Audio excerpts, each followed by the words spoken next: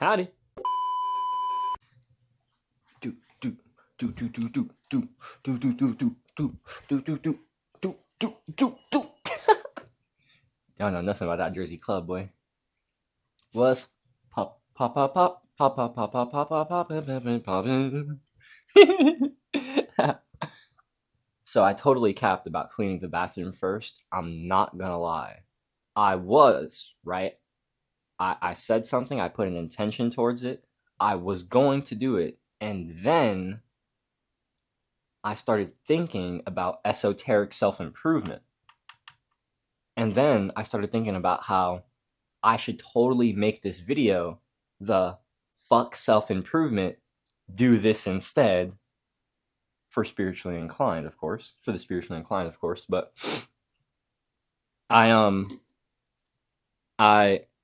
I was like, I want to start writing out my notes here and like what I want to talk about on the whiteboard. Because I was just here on my desk. I think I was watching a Hamza video and I just started thinking about it. Yeah, I was. And it inspired me for some reason. And so I wrote down esoteric self-improvement and I started talking about like within, go within. And I think a week ago or something, I was playing around. No, not even a week ago. I think this was like within the last couple days. I'm wilding. But I was playing around with this concept of go within, because that's what esoteric is about. Eso means inside or within, and exo means outside or without. And so there's esoteric spirituality, which is mysticism, more metaphysical esotericism, mysticism, mystical spirituality, things of that nature, which is rooted in an inherent knowing that God is within us, that we are all within God, that we are all one within the Creator, and that the Creator is one inside of all of us as well. And that we have this connection to the Creator, to the source inside of us. That we have this divine spark, that we are a fractal of the source. We have the infinite potentiality of the source inside of us. That's what a fractal means. A fractal means that it holds all of the infinite. No, that's not true. A holograph means it holds all the infinite data, basically, which means that we would basically be like an image of God, right? Genesis 1:26. And then God said, let us create mankind in our image, in our likeness, right? So we're created in God's image. That's like the holograph part. And then there's the fractal part. And the fractal means that within this piece, there is infinite. Oh, man, it's so fucking hard to explain. It's like if you guys were watching the video I posted a couple days where I was doing the one example, but I'll do it again. So this is a piece of paper and this is one. But this one could be split up into two. And this two could be split into 4 and into 8. But the thing is, it's all still one. And that's kind of the idea we're getting at here. It's not exactly like that, but it's kind of similar. And so there's this esoteric versus exoteric, polarity in terms of spirituality.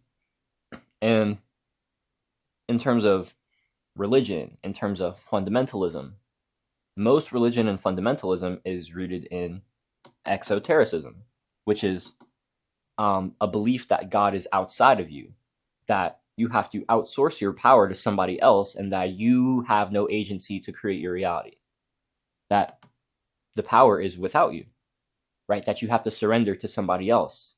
And this is why Christianity is, I'm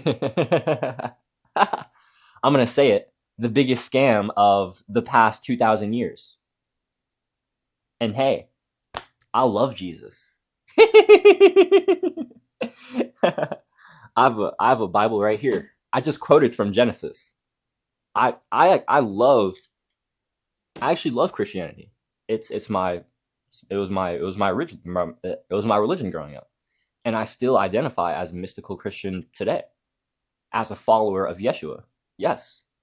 But not a follower of traditional Christianity and of their teachings of, the dogma and of hell and of anti-gay and anti-women and hell and the rapture. I already said hell. The rapture and that salvation by confession. I don't believe in any of that shit. And honestly, I really never have. And all those concepts really struggled a lot. I've struggled a lot with those growing up as a kid. And so when I started getting onto my more conscious spiritual journey a year ago, back in November, which got sparked because of this book, Way of the Superior Man, which I got recommended to by Hamza, which is how I got onto self improvement. Because I hated my life back in May of 2023 after I'd spent the last 5 months basically living in a life of escapism, waking up, fapping, getting high, fucking binge eating, playing video games all day, watching content, and getting high again.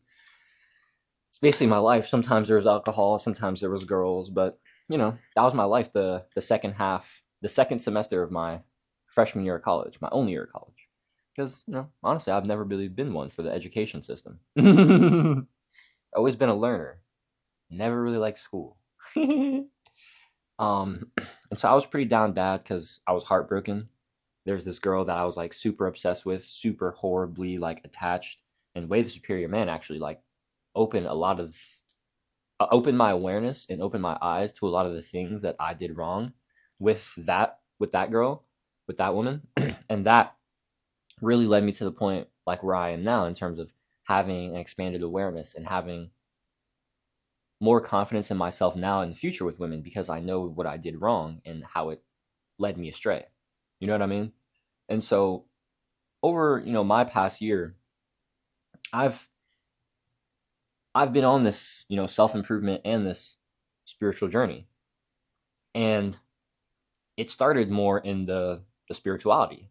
I mean, in the self-improvement. And I kind of like to see that self-improvement and spirituality, like they're both personal development vehicles, right? I like to say personal development is a good like synopsis that encompasses all three. Like esoteric, like spirituality, self-improvement, personal development. And honestly, I think that self-improvement is a decent word. It's a decent category for just like holistically improving yourself, like including spirituality and philosophy and self-improvement. I think that's fair game. Which is why I'm here making this video for you. So I'm going to talk a bit more about my story, and then I'll get into all of this because there's a lot going on here. But I started my personal development journey, my healing journey. Well, I mean, really 5 years ago when I was a freshman in high school. I'm currently 20 years old. I'm actually turning 21 in 9 days. It's pretty crazy. But I started this journey of inner work, of mindset shifting, of mental health, of healing my inner child. I started these things back in 2019. I think I might have said 2015 before. That's not true. It's 2019 when I was a freshman in high school. But I think it was April 2019. And that was when I first started talking to my high school social worker. And over the rest of high school, not junior year because that was my COVID year. That was like the year I was virtual all year basically. And I didn't even go to class like half the year. So yeah, and I didn't have like sessions with Miss Mick that year. So basically throughout sophomore year mainly and senior year, I did so much work with Miss Mick that like expanded me and is like giving me such a great foundation over the last 5 years of my journey that has been like unparalleled. Like without the things that Miss Mick taught me in terms of how to go within and how to recognize myself, how to introspect, how to be aware of my emotions. Like she taught me all of these things. I didn't know how to communicate my emotions. I didn't know how to be aware of my emotions. I didn't know how to recognize these things within myself. I didn't know how to do any of this shit before Miss Mick taught me in high school. And she brought so much to my awareness in terms of my childhood, in terms of my wounds, in terms of the relationships that I had with my parents and my grandparents and how that was affecting me and how those programs were affecting me and were creating conditions in my reality that I didn't like. And so over the last year and a half, when I said, fuck this, I'm going to change back in May of 2023, and I started getting on to self-improvement. That's when I found the Kills videos. Captain Sinbad, he got me on the self-improvement. And then I started getting more into other like self-improvement creators, other science creators, other entrepreneurs, because I wanted to understand myself better and I wanted to help others. You know what I mean? Like I really wanted to help people. That's what I felt called to do. I went to college in The first semester I majored in physics because I'm a nerd. I love physics. Honestly, I love science. But as much as I love science, it's never given me the true fulfillment, and not necessarily fulfillment. No, I love science. I love science for the game of it, but I don't think I could play that game forever and be satisfied. That's what it is. And thinking about it now, like this just came to the front of my awareness. I'm like, I think it's because in terms of like the science versus spirituality coin, right? Science being this more like materialistic view, going this like bottom up approach from the physical to the mental to the spiritual planes, versus spirituality being a more top down approach, which is from the spiritual to the mental to the physical plane. And so it's a more mentalism approach because that is what the universe is, mind. But thinking about it right now, it's interesting to see how that like polarity is like they're of the same essence, which is why both resonate with me. But one calls me more because it resonates truer in my being, and that's spirituality. Because I mean, it is, you know. And it's not like science is wrong or science is incorrect. Science is just the projected polarity.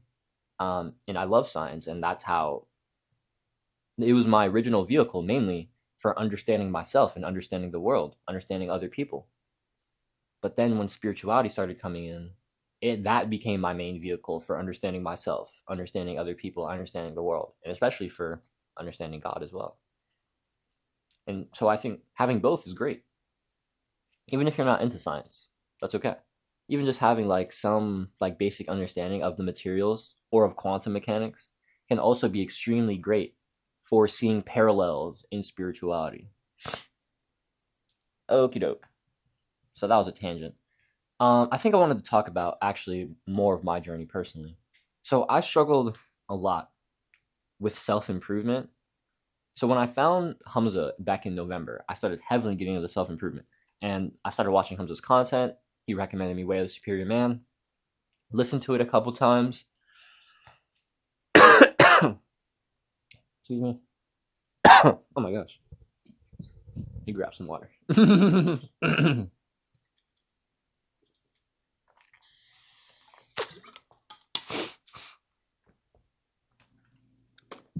That's gross. All right. So, started getting into Hamza early November, like the first few days of November 2023.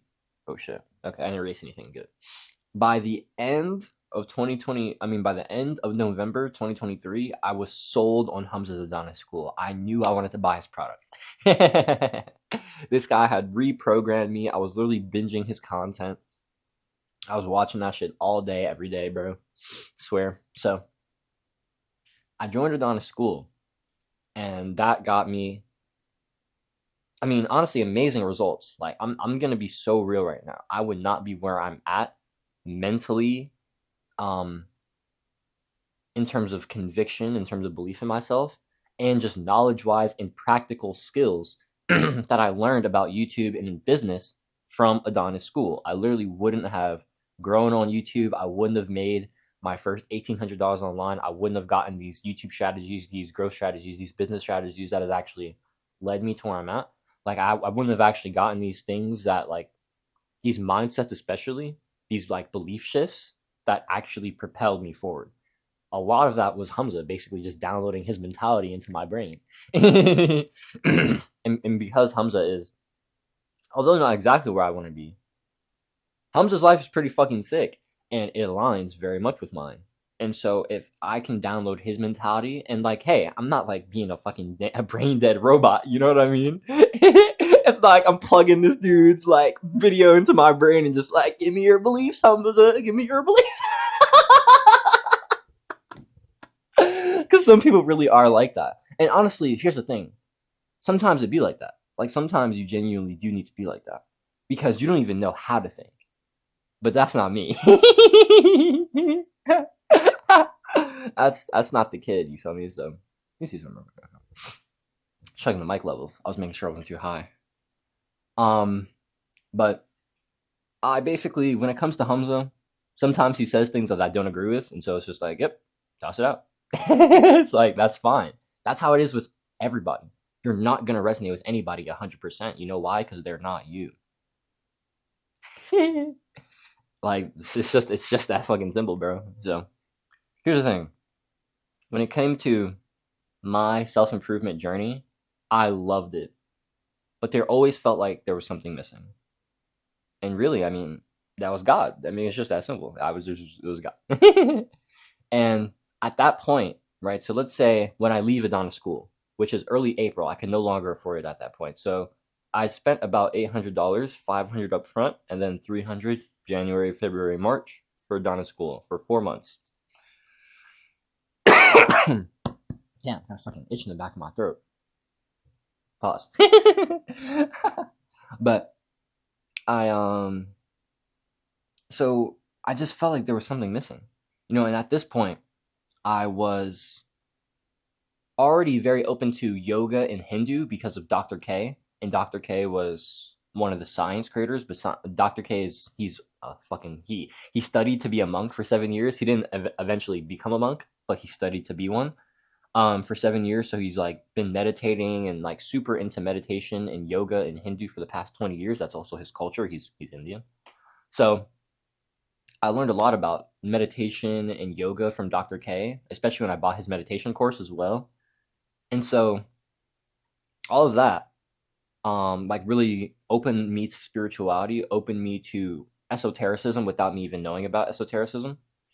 And then I eventually got to the end of December, right? So it was actually the final day of 2023, New Year's Eve, and me and my family had went to this new church, right? So I know I was talking about April, but this is actually a critical point, so I have to talk about this.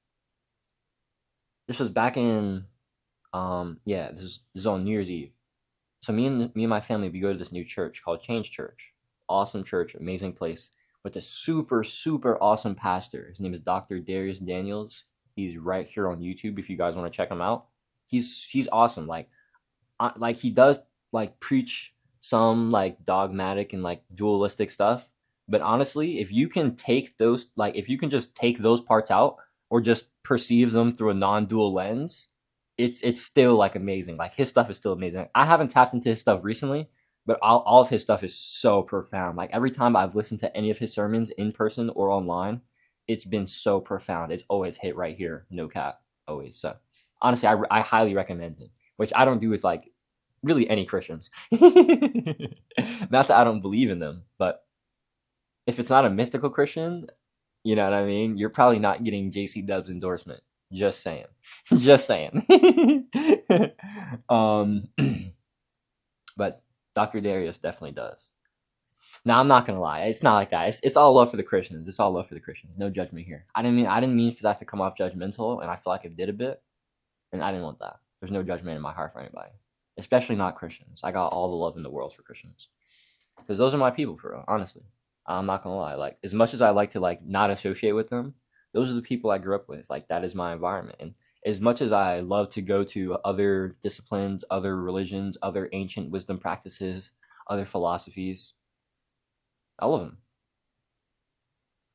There's just something about Jesus. It's like, damn, fuck, I keep coming back to this guy. You know what I mean? Like, it's awesome, man. I love Jesus. And I think that Christianity is it's amazing. And like the Bible is amazing, and there's so much wisdom in it. And although there are some like, you can like leave that part out, but there is beautiful and divine truth in the Bible. And I think that Christianity has a lot of that as well. And if you can perceive it through this more non-dual lens, how our master Jesus intended, the greatest mystic and metaphysical teacher to ever live, how he intended, then we'll really see the profundity and the beauty in it. Especially if you start getting into Jesus's more mystical and metaphysical teachings through the Gnostic texts. If you want like something to start reading right now, I always recommend the Gospel of Thomas. Gospel of Thomas has easily like been one of the like most shifting spiritual texts for me to read. And it's fairly short. It's 114 sayings. You could probably get through it in like an hour maybe. Um, Although you probably like I didn't read it in one go. It took me like a couple months to read it, and it was because whenever I'd like get through a few segments of like reading like let's say a handful of sayings, 5, 10, 20 sayings, I'd just be like, if I'd hit one that was just so profound, I just have to be like, fuck me. Like, like I have it on Kindle, right? I just have to close the Kindle and just put it down. That's how it be. Like, that's how it was for me with the Kabbalion as well. Like, the Kabbalion's a tiny book. It's 150 pages. I just got this physically, but when I listened to it, I read slash and listened to it when I went through it the first time. I'm going through it a second time now. Going through it. I've been bullshitting. But I'm on like chapter 2. But when I went through the Kabbalion the first time, bro, I had to stop like 12 times. There were only a handful of chapters. I think there's like 15 chapters in the Kabbalion. Actually, I'll just check. Let's see. There are. Oh man, look at the kid, bro. Look at the kid, bro. Tell me he don't know the Kabbalion. So there's 15 chapters in Kabbalion. I think there's only like 3 times where I actually digested more than one of them, like in one go, because like I just had to like stop. You know what I mean? Like what I heard was just too profound. I had to digest it. I had to reflect on, on what I just took in, things like that. And that's how these spiritual texts be, bro. That's how this shit be, dog. Like, bro, when you're on this like mystical path, this esoteric path, you start reading this like metaphysical shit, and it's like, holy fuck, this is crazy.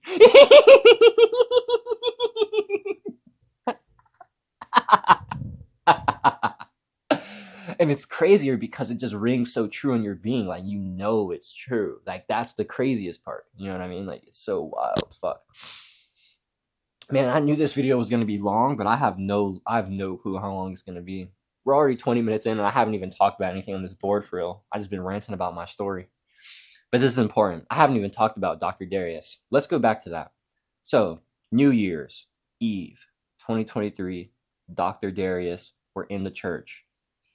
I'm there. I'm with the fam. And Dr. Darius, he's talking about. I don't remember what the rest of the sermon was. Honestly, it was relevant. This is the only part of the point. Like the only point that matters. He was talking about how if you were going through a hard time, if you felt like you were in a dark place, the deepest place, and you had no clue how you were going to get out of there, and you got out of there, it was because God got you out of there. And immediately, it just came into my awareness, and it was just like, oh, wow. Of course it was God. And it was just like this immediate, like, childlike realization. And it was just like this, like, almost, what's this word?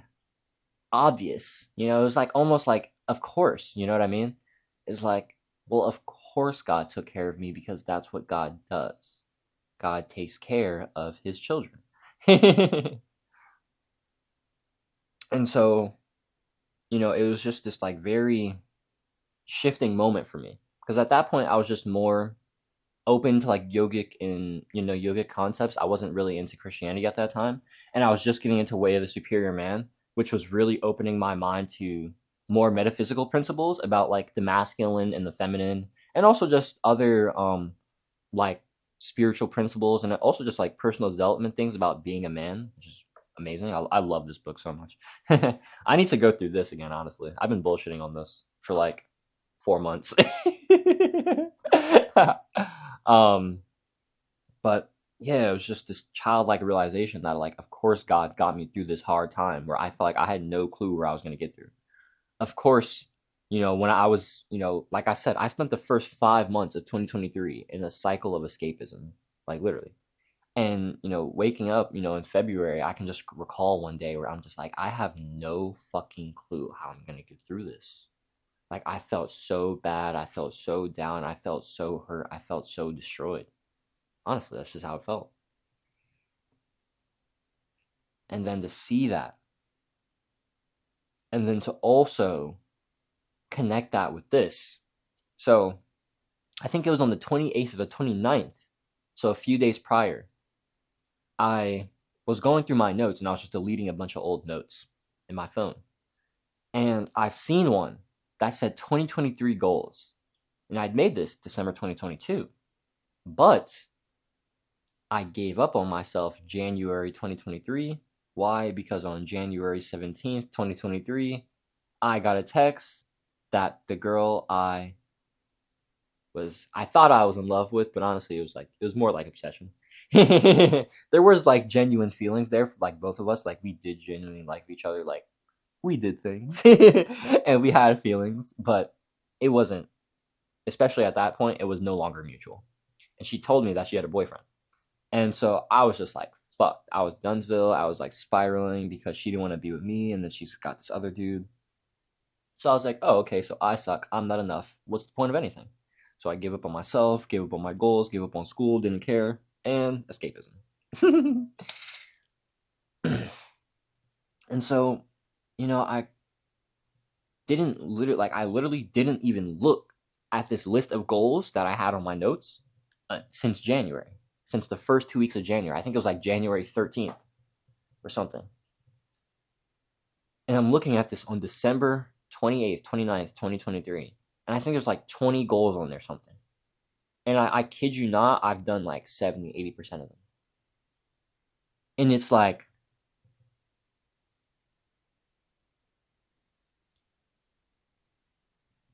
you know what I'm saying? And like looking at it right now with the reality creation knowledge I understand, it's like, boom, you set an intention, you hold a desire for long enough, that shit will manifest, even if you're not holding it consciously. And that's honestly what happened with this show that you're watching right now, Road to Renaissance, when the first idea popped into my head back in April of this year. But I looked at that, look at those notes, looked at the fact that I'd accomplished 70 to 80% of my goals this year that I wrote over a year ago. The fact that I've said writ twice in these vlogs is so funny. All right. The fact that I achieved those goals is insane. You know what I mean? And so when I'm hearing the pastor in church say that it was God that got me through it, and it was like, of course, because I sure as hell didn't do this shit. And that eventually got me more into my Christian roots. And that actually led me to, I believe it was the first 2 or 3 weeks of January when I had my first mystical experience. And it was in a super deep prayer. I just watched a video by a Christian content creator who makes like animated videos on like God, like spirituality, theology related topics. His stuff is really cool, honestly. His name is I Am Beggar. So he makes super cool animated videos. And I was watching his video on prayer, and it was just super dope, super profound, super resonant. And I just wanted to like try the prayer practice that he like gave. And so I did it. And it was basically like this practice of like going in, first being still, and understanding that prayer is about opening your heart to God so God can open God's heart to yours. And we can have this connection of our hearts and we can connect. And really, I mean, the heart is the closest way you're going to connect to God, because the heart is what brings life. The heart is what holds emotion. And emotion is the language of God. God doesn't speak English. God doesn't speak Spanish or French or Japanese or German or Italian or any of that shit. No. God speaks in emotion. What do you feel? I was writing about this yesterday in my newsletter. Just a quick segment, but I was talking about how in A Course in Miracles, a very profound spiritual text that I've been getting into recently, also been bullshitting on that. As you guys can see, when it comes to reading, I'm not that good at it. I still got to get better at that. But A Course in Miracles teaches that emotions are a guidance system, and that your positive emotions are basically Positive emotions basically equal that you're in alignment, that you're living in authenticity, that the source perceives you how you should be perceived in your truth. But when you have negative emotions, it is a reflection of inauthenticity. It shows that you're living in misalignment, that you're not being in aligned with how the source perceives you, with how God knows you truly are, you know?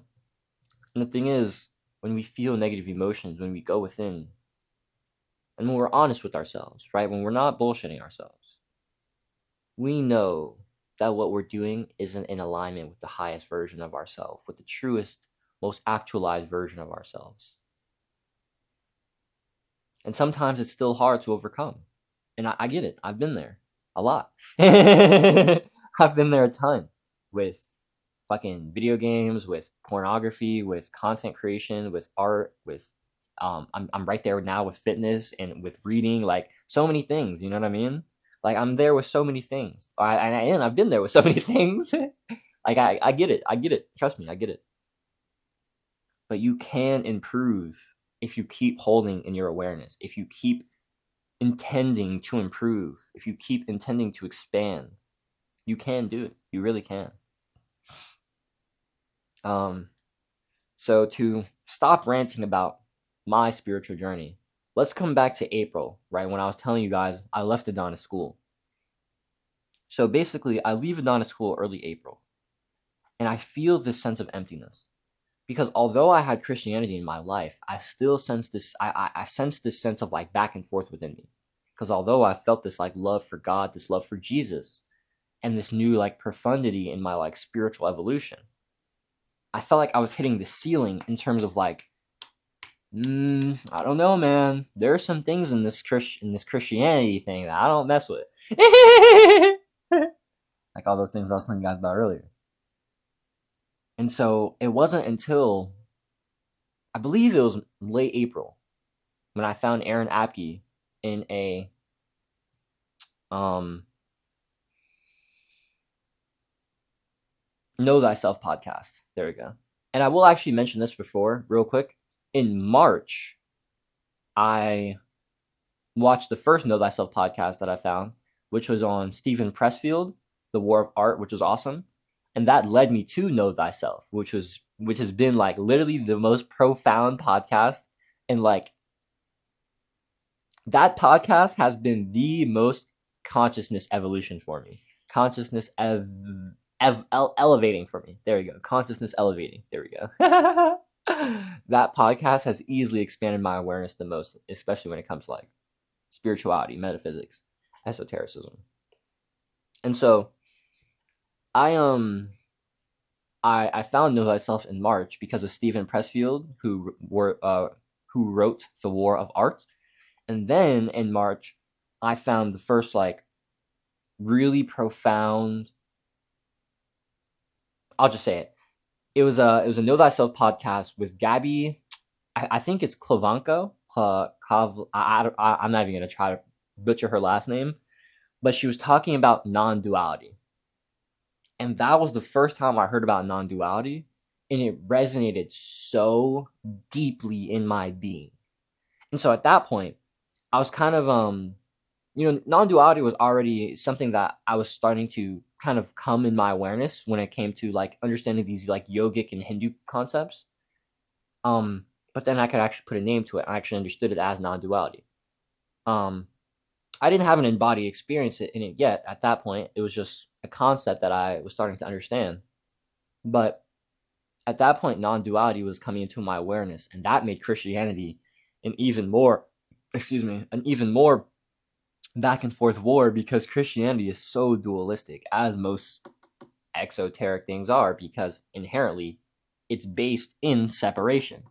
If something is outside of you or without you, that means it's not inside of you or one with you. And if something's not one with you, that means it's separate from you. And if something's separate from you, that's not good, because there is nothing separate from you in the universe where all is one inside of our creator. So any separation is an illusion, and this illusion creates suffering, mental suffering, physical suffering. All suffering is a manifestation of separation. Separation of ourselves and our mind, separation of others in our hearts and our mind, separation of from God in our hearts and our minds and our actions, especially all these things, right? Separation is what leads to suffering.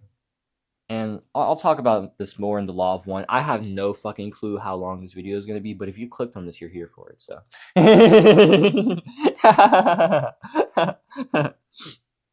okay. So, to finish to finish wrapping up about my story, so we can actually start getting into esoteric self improvement. Hopefully you guys have been enjoying my story though, and all the tangents. I found non-duality in March. I then discovered Aaron Apke. I believe it was late April, but if it wasn't late April, then it was definitely early May. It was definitely the first 2 weeks of May, because that is when I knew. The Aaron Apke podcast was titled. I'll just tell you the title: "The Lost Years of Jesus, the Essenes, and the Dead Sea Scrolls." So that's the title, and then the thumbnail said they lied to us for 2,000 years, or they hid this for 2,000 years, something like that. And so I see this, right, talking about, right, my master, Jesus. I'm a Christian. And they say they hid this, or they lied to us for 2,000 years. And they're talking about the lost years of Jesus. And that's something I'm very interested in, because I heard about the lost years of Jesus, right? In the Bible, there's these 18 missing years of Jesus, right? There's Jesus from the birth, and then we have this account of him,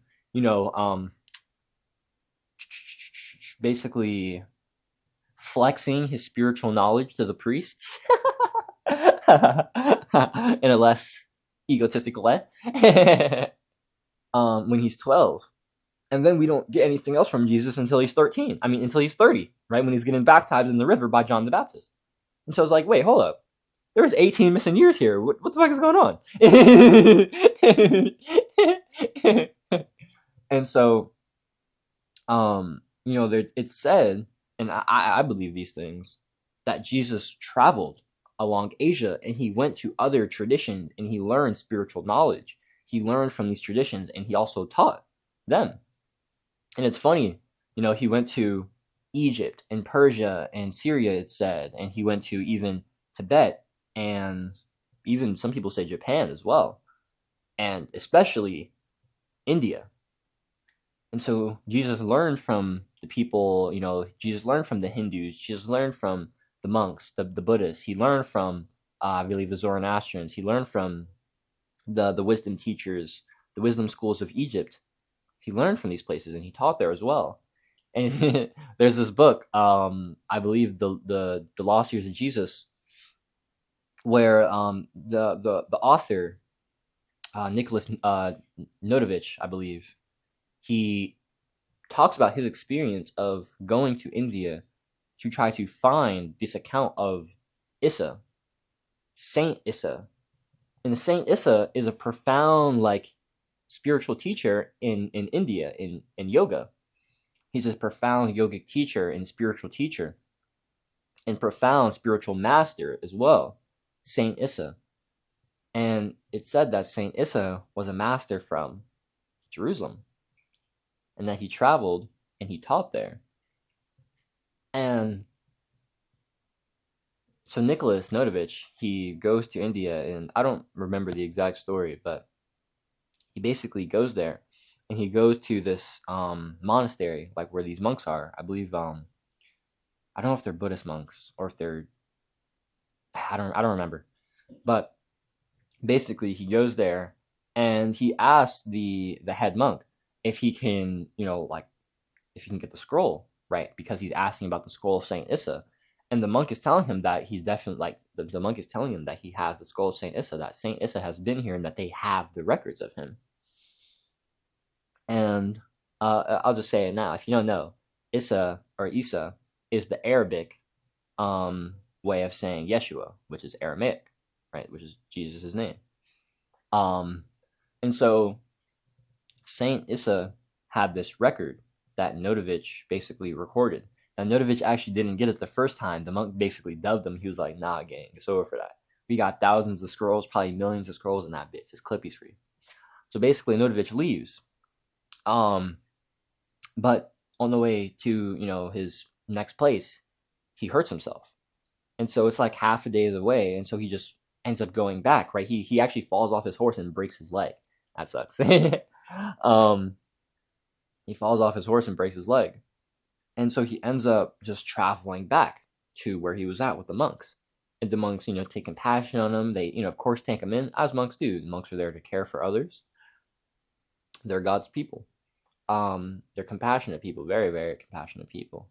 And so the head monk, he's like, oh man, I gotta do something for this guy, And so he orders his monks, he orders his people to get the scroll for him, the scroll of Saint Issa. And so he gets the scroll, and the Notovich, he has a scribe with him, and he just asks the monk, he's like, hey, do you mind if I have my scribe translate this? And he's like, oh yeah, of course, this knowledge is free to all the people. And so he has a scribe write it down and translate it, and that is what's accounted in Jesus in India. I actually haven't read the book. That's actually just a recount of the story that I just told you. I've heard that story a few times here and there from a few people, mainly from Aaron, who this quote is from, right here that I have. And Aaron has been my biggest spiritual guide, my biggest spiritual teacher over the last 8 months as I've been on this path. And so when I saw that title, right, Aaron's title and thumbnail on his, his Know Thyself podcast, not his podcast, but when he did his appearance on the Know Thyself podcast. The Know Thyself host is Andre Dukem. Andre is awesome, amazing host. When I saw Aaron's pod, I was just like, oh, I have to watch this.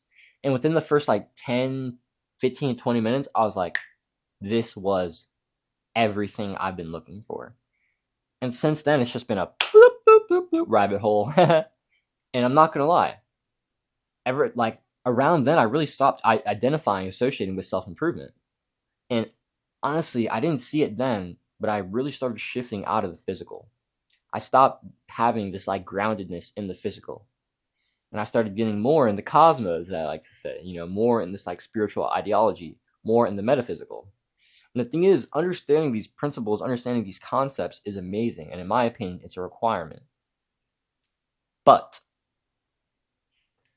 if you get to where I was back in August after my second mystical experience, which was August 6th, the last 3 weeks of August, I was in this super here's the thing. So during my second mystical experience, I had this very profound oneness experience, and I had this very embodied and heartfelt understanding and just sense in my body that I was connected with everything in the world and that my ego is not real. You know what I mean? And it's just this profound understanding of ego is an illusion. There is only oneness. And I was just so connected with the trees around me, with the sky. I could feel every step I took. I felt like I was one with the dirt around me. It was pretty crazy. I'm not gonna lie. I was actually on a walk. I was high off some cannabis at the time, which I'm sure was a factor. But after that, it led me to this point. So the fifth hermetic principle of rhythm says that the pendulum swing manifests in everything. That the swing to the left will always be the swing to the right. And so me having this profound oneness experience, this mystical experience, this light, good experience, right? Positive experience. Well, what did that lead to? Womp, womp, womp. A swing to the darkness. A swing to ego. And that's where I was. Very, very heavily throughout August, September, and October. I was very heavily into lust. I was in a relationship at the time. I was very heavily into lust when I broke retention so we could have sex. I also because of that, I started watching porn and fapping again and shit like that because I wanted to be in lust. I was binging a lot. I was getting high way more than I should. I stopped getting after it really. with my goals. I was still like showing up and making content, honestly, just because I couldn't not make content. Like that shit, honestly, I'm so proud of myself looking back at that season, because it's crazy that I was really in a rut for like damn near 3 months and I was still posting consistently. Like during that time period, the longest I didn't post was 12 days. There were like 2, 3 day periods, 4 day periods, maybe even a week. And I think I've had like 10 days as well. And then 12 days. But I was still getting out videos every week, every other week. You know what I mean? If like at my worst, I was still getting out a video every other week. That's insane, bro. You know what I mean? Over the past 7 months, at my worst, I've still gotten a video out every other week. And at my best, I've gotten one out every single day. Shit, at my best, I've gotten 2 out every day. Technically, actually, I wouldn't say that was my best. Nah. So yeah, at my best, I've gotten 1 out every day. And I've gotten 2 out on occasions. It's like, that's crazy, honestly. So I'm really proud of myself. And really, that's what esoteric self-improvement can grant you, because I've improved my mental health and productivity so much because of the physical and the spiritual things that I've learned from self-improvement and spirituality, to combine them. And that's why I want to come to you with this esoteric self-improvement protocol. So, like I said, I was very much too into the spiritual, very much not connected to the physical, denying my ego, denying the physical plane, denying my body. No bueno. And I had so much suffering, and I just wanted to keep escaping it, honestly. I wanted to keep getting high. I wanted to keep being in lust. I didn't want to show up, you know? And the thing is, like, that wasn't even true. I just felt like I didn't know how. And I think a lot of it had to definitely do with my relationship, because I felt like there was too much weight. I felt like there was too much pressure to show up for both of us. I felt like I had to make things happen for both of us. And that felt too hard, because I was just getting started to learn how to make things happen for myself. And that's like, now I'm trying to make things happen for 2 people? What? Nah, that's crazy. I was wilding, honestly. I was wilding.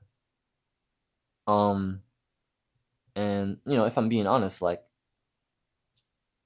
Erin just wasn't the person for me. And that's fine. And that's okay. You know, I thought she was in the moment. But over time, as we spent more time together, as we learned more things about each other, as we learned more things about our paths, and as we had experiences that could correct our intuition, as we had information for our intuition to work with, our intuition started to go. It was like this, and then it started to go like this. And it happens like that. That's okay. You know what I mean? So, towards the end of October, once Erin and I split up, I started being like, yo, fuck this, like, denying the physical shit. I'm done with that. And the easiest way for me to, like, do that conceptually is just exercise, really. You know? And so I decided that I wanted to start, like, training. And so that's when I wanted to, like, start getting in the gym, basically around the beginning of November. And I've definitely been not consistent with the gym.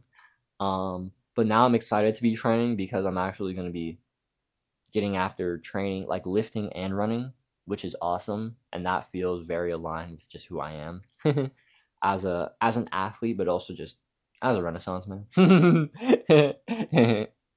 And so, yeah,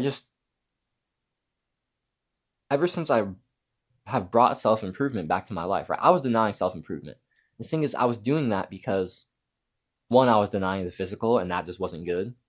But 2, I didn't like how, you know, this like self-improvement ideology of like, oh, you suck, you're a piece of trash, you have to be better. And the thing is, it's like, yes, sometimes you do suck.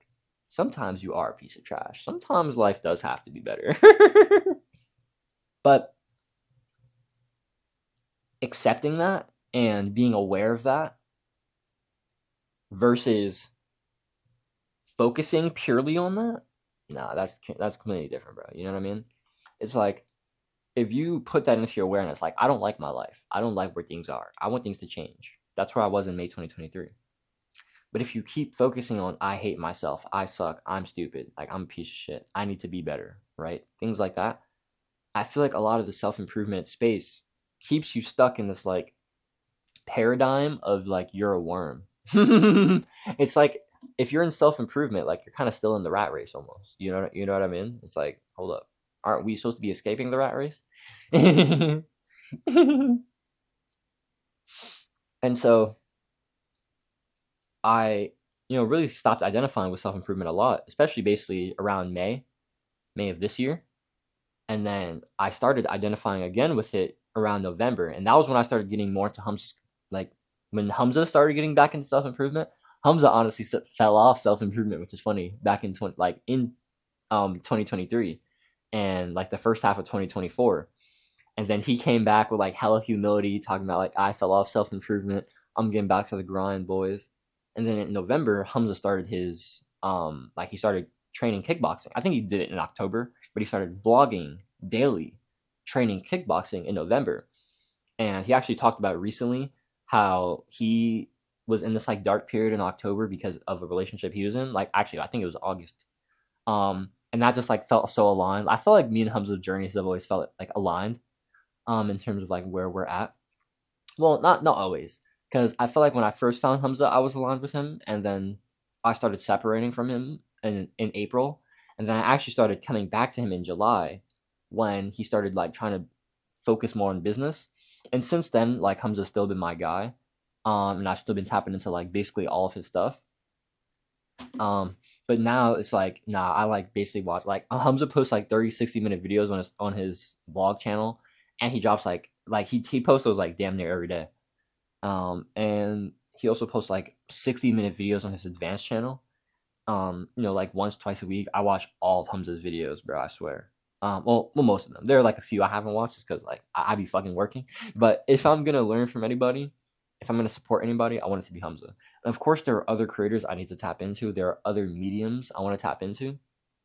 But yesterday I was actually reflecting on this. I'm not gonna lie. Although I don't 100% resonate with Hamza and how like extreme Hamza is, I actually love that because Hamza keeps me honest.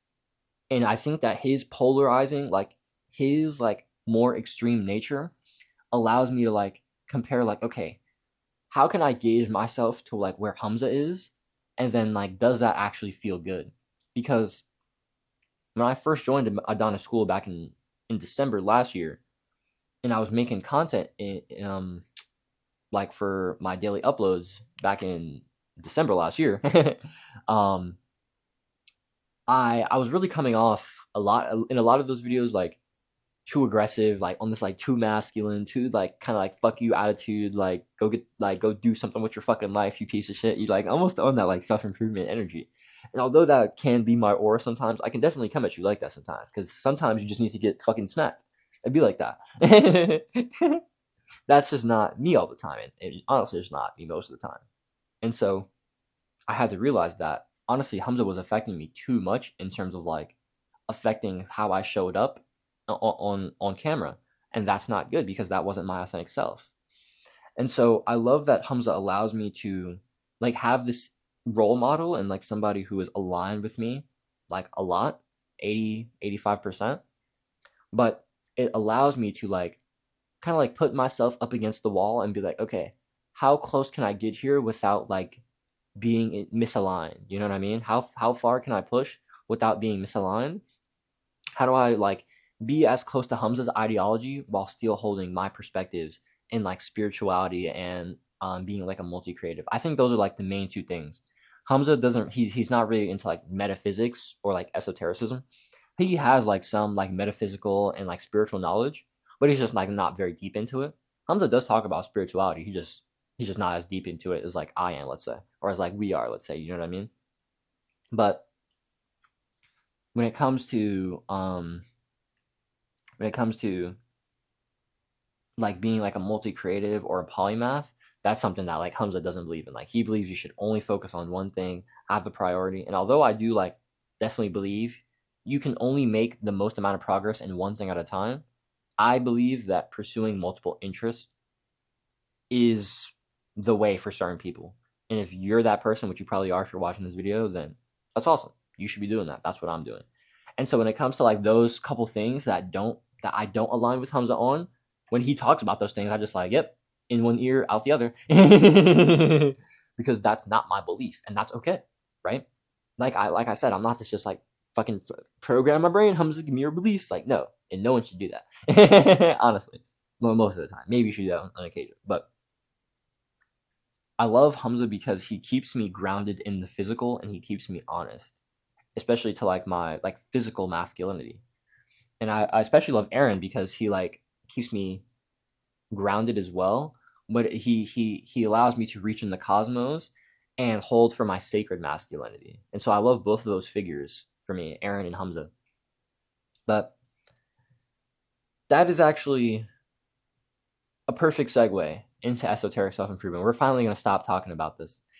So when I first started actually basically cooking this concept up of I called it conscious self-improvement on the day. So this was when I wrote about it. So this is the actual page, but this was the date.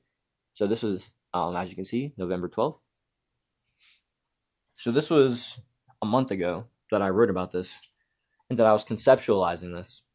And so here on the board, you can see like I have this like esoteric self-improvement. Like, what does it mean? So that's what I explained to you in the beginning, right? Within, go within, create your reality. That's like the hallmark of esoteric self-improvement. Go within because the power of God is within you. That's how you create your reality. And here's this like point I want to hit on when it comes to like esoteric self-improvement. Esoteric self-improvement approaches personal development. It approaches conscious spiritual evolution through a non-dualistic lens and allowing you to like hold the physical and spiritual both in your awareness and keep practices for both that allow you to feel like you're making progress in both, that allow you to feel like you're evolving and allow you to just feel amazing. And so I was thinking about this concept of go within and improve the self until it reflects the self. So there's the lowercase self, right? You go within and you improve the lowercase self until it reflects the uppercase self, the higher self. And so I have this quote here by Aaron that I'll read to you. Spiritual evolution is about manifesting as much of the higher self in the 3D as possible. I don't remember if that's the exact quote, but that's just basically what I remember him saying. That's like the consensus. But it's basically about taking as much of your higher self, as much as the highest evolved version of you. So this is like a law of one reincarnation concept.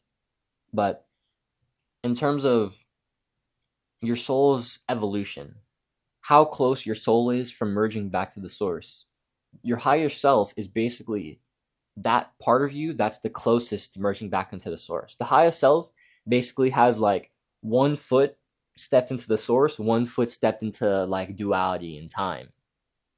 But it doesn't really have 1 foot in time. It operates in eternity, which is why the higher self can manifest across space-time simultaneously.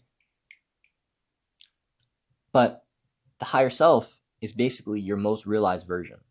It is your soul's most evolved version. And so let's say, man, it'd be hard to break this down without just talking about the law of one and without talking about the 7 densities of consciousness. Oh man, this video is going to be way too long. All right, you know what? I need a break. I've been talking for an hour. I'm going to take a break. I'll be back. We back skis. We back skis. Not gonna lie, I want to change this light up. Let's hit the white. I love the white. Let's get back that back. Let's get back. All right. So, esoteric self-improvement. So I basically talked about my journey. I talked about this stuff at top. Let's talk about what the fuck esoteric self-improvement actually is. Let me zoom in here a bit. There we go. That should be good. Turn this down a bit, actually. All right. Cool, yeah. I think that's good. So, actually, let me do this. There we go. I like that. Cool. So, here in my journal, I have some notes that I wrote here about a month and a half ago. And then here on the board, I have like my anchors that I'll be telling you about. So in my notes, I talked about these philosophical pillars, and then I'll just riff off from the practical pillars. I've talked about these enough. I can just give you some tips on those. So these philosophical pillars, these are like the ideas behind esoteric self-improvement. Yeah. Ah, shit, that was bad. All right, let me just rewrite health. If you hear Brownie barking, apologies. Okay. So, lifelong learning, holistic health, and conscious creation. What do these things mean to me? I'll explain. So, for me, lifelong learning encompasses daily learning, it encompasses chasing your curiosity, it encompasses going down rabbit holes, following your interests, and oh yeah, there's actually 3 more things. Okay. Acquiring tons of skills, right? That's what we're here to do as polymaths, as multi-creatives. Learning from life, so actively being a student of life, learning from the experiences that life is teaching you. And then finally, consume to create. And we'll talk about that one more in conscious creation. But those are the pillars, or those are the subcategories of lifelong learning. And the philosophy behind lifelong learning is that as fractals of the source, as reflections of the creator, we are supposed to be constantly expanding. The creator is infinite. Infinity is constantly expanding. And so we must also be constantly growing, constantly expanding, constantly evolving. And if we're not, we feel like trash. This is often why stagnation doesn't feel good. It's because we're not actually moving towards our highest purpose, our highest calling, our truest actualization. We're staying comfortable. We're staying stagnant. And that is not how we're supposed to live.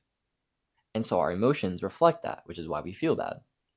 And so it's supposed to say, like, hey, go do what the fuck you're supposed to be doing. Yesterday, I was talking about that, how letting your jealousy and your fear guide you, right? This is why I'm running a marathon in 2025. Because I've always been super envious of other people running marathons. And I've also been super scared of running one myself. Why? Because I want to run one. Simple. So I'm doing it. 2025, Q2 2025. I don't have an exact month yet, but I'm giving myself at least 3 to 4 months to train. So that's lifelong learning. I'll go over the things I had real quick again. Daily learning, chasing your curiosity, going down rabbit holes and chasing our interest, acquiring tons of skills, learning from life, and then consuming to create. So don't just be like a mindless consumer. Actually consume to feel your creativity. You can still consume to entertain yourself as well. I still do that every day, right? Like there is self-improvement. Like Hamza likes to say, fuck an hour of video games. And I don't play video games. I don't believe in video games. I think that video games take away from your ability to pursue and your ability to strive. And so because of that, I don't put my energy or intention into video games because I'd rather put it into my other goals. But when it comes to like watching shows or watching TV, like Hamza says, fuck that shit. Like, don't do none of that bullshit. I hard disagree with all that shit, especially as a multi-creative, especially as someone who loves vlog and filmmaking, especially because those things can be an inspiration for me. But also at the same time, bro, I just fucking love stories, bro. And I don't want to hear people on YouTube yap all the time. Sometimes I want to see some cool shit on TV. I want to see some drama. I want to see some cool shit on a show or in a movie. And that's awesome. You should want to do those things, bro. Like life is to be enjoyed. You know what I mean? I still love listening to music. Of course. I still watch shows. Of course. I still watch TV. Of course. I don't play video games. But I will occasionally. I'm not going to lie. I've been considering I talked about this on Road to Renaissance, I think. I've been considering on my birthday buying Lego Batman 1 and speed running it. That would be mad fun, bro. That would be so fun. And live streaming it. I'd fuck around and live stream it, bro. That would be sick. That'd be so sick. Actually, I could maybe buy that on my PC and live stream that.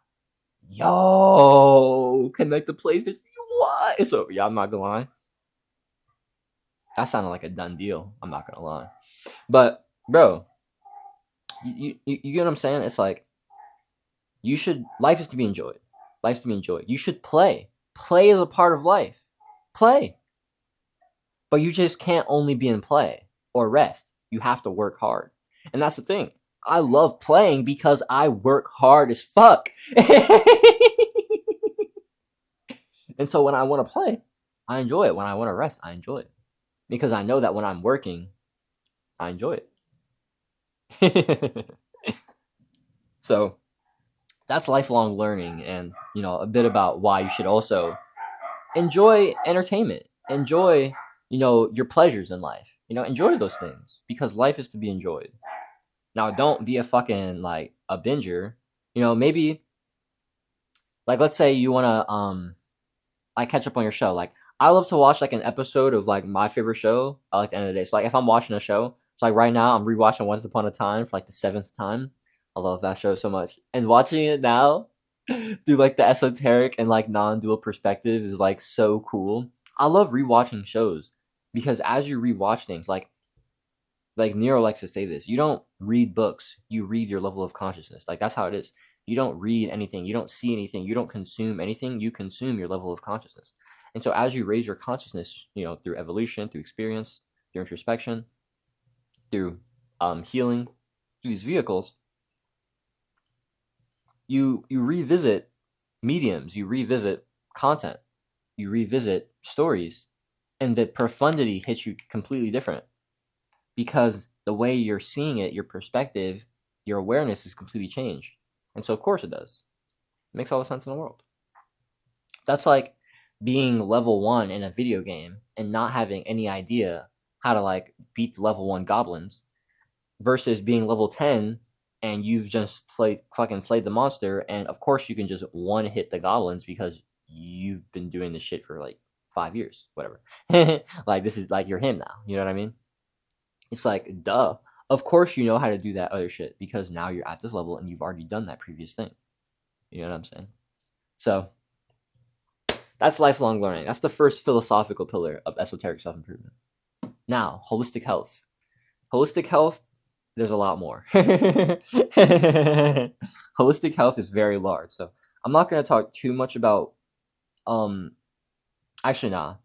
I'm going to get into this. I'm not going to get too deep into Law of One. I'm going to try. But when it comes to true holistic health, people say holistic health, but the thing is, people don't have spiritual health. People don't even know what spiritual health is. You know what I mean? And so it's like, well, what the fuck is spiritual health, Jaden? Here's my definition of spiritual health. In my opinion, your spiritual health is how in alignment you are with the law of one. The law of one is the law of love, the law of do no harm. Jesus taught the law of one. When Jesus was asked what the greatest commandment is, Jesus said that it is to, 1, love the Lord your God, and 2, love your neighbor as you love yourself. Love is the commandment. Love is the law. And so how do we reflect love? How do we embody love? How do we demonstrate love? Love is free. Love is flowing. Love is allowing. Love does 2 things. Love respects and honors free will, and love does no harm. If you honor free will and you do no harm, you're embodied in love. It really is that simple. Now, the manifestation of love, these things can look different, right? But at the end of the day, love is all there is, because that is what God is. God is love. And so all there is love. But, when it comes to living in alignment with the law of one, you have to ask yourself. When I was talking earlier about separation, this is what I'm talking about, the law of one. Because in the law of one, there are 2 paths. There is the path of that which is, and the path of that which is not. The path of that which is the positive polarity. It is the light. It is all that reflects the Creator. It is love. It is oneness. It is unity. It is eternal. And then there is the path of that which is not, the negative polarity, the path of separation, of ego, of darkness, of duality. And so we have to ask ourselves, with the thoughts that we believe, with the actions that we take, with the emotions that we feel, and the perceptions that we hold based off those emotions, the beliefs that we hold, are these beliefs in alignment with the law of one, with the law of love? Do these beliefs serve me? Are they held for my greatest truth, for my greatest evolution, for my growth? Or are they harming me? Are they keeping me in a box? Are they keeping me trapped in a limited perspective? Are they keeping me held back from pursuing something I want to pursue? Are they keeping me stuck in a limited belief, stuck in a perspective that actually isn't even my own, but has just been put upon to me and that I haven't released? Ask yourself, do the beliefs that I believe separate myself from myself? Am I harming myself with my thoughts? Do I believe that I'm not good enough? Do I believe I'm unworthy? Do I believe I'm bad? Do I believe that I'm a piece of shit, that I suck, that I'm just the worst? Do I believe these things? Do I have separation of myself and myself? I've been there. And I'm sure there are still plenty of shadows that are not in my awareness right now that I'll have to bring to the light and heal. But that is core. Before I start getting more into this like ramble of law of one, holistic health is about physical, mental, and spiritual health. In my opinion, I'm here to help you on this channel improve your mental health and your productivity. And in my opinion, the best way to improve your mental health, right? The mental health, the mental plane is the plane between the physical and the spiritual, right? The spirit is your nature, and the body is the vessel that holds your spirit. The mind is the bridge between the two. And so by affecting the physical, you affect the bridge. By affecting the spiritual, you affect the bridge. And so in my opinion, by grounding yourself in the physical, self-improvement. By holding yourself in alignment with the law of one, the esoteric principles, the spiritual, your mental health, it kind of just has to be good, no? And it is in my belief that you can't have bad mental health if you have good spiritual health and if you have good physical health, especially.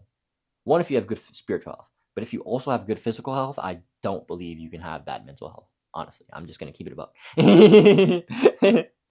And so it's like, am I in alignment with the law of one? Like, we can talk physical and mental; those things are easier. We have to talk the spiritual first. This is what the money is really about. So here are like all the spiritual concepts. So the spiritual concepts are like law of one, non-duality, love and acceptance, judgment and separation, creating, and then creating. Yeah. So those are the five. So like I've been talking about law of one. I talked about non-duality as well. So law of one, I'll get back to that real quick. Law of one asks us to introspect. It asks us to reflect. It asks us to be honest with ourselves. Are we holding separation? Are we holding judgment? Judgment is separation. Judgment is saying that you are doing something that like I do not associate with. Like there's some distance here. Do you see that?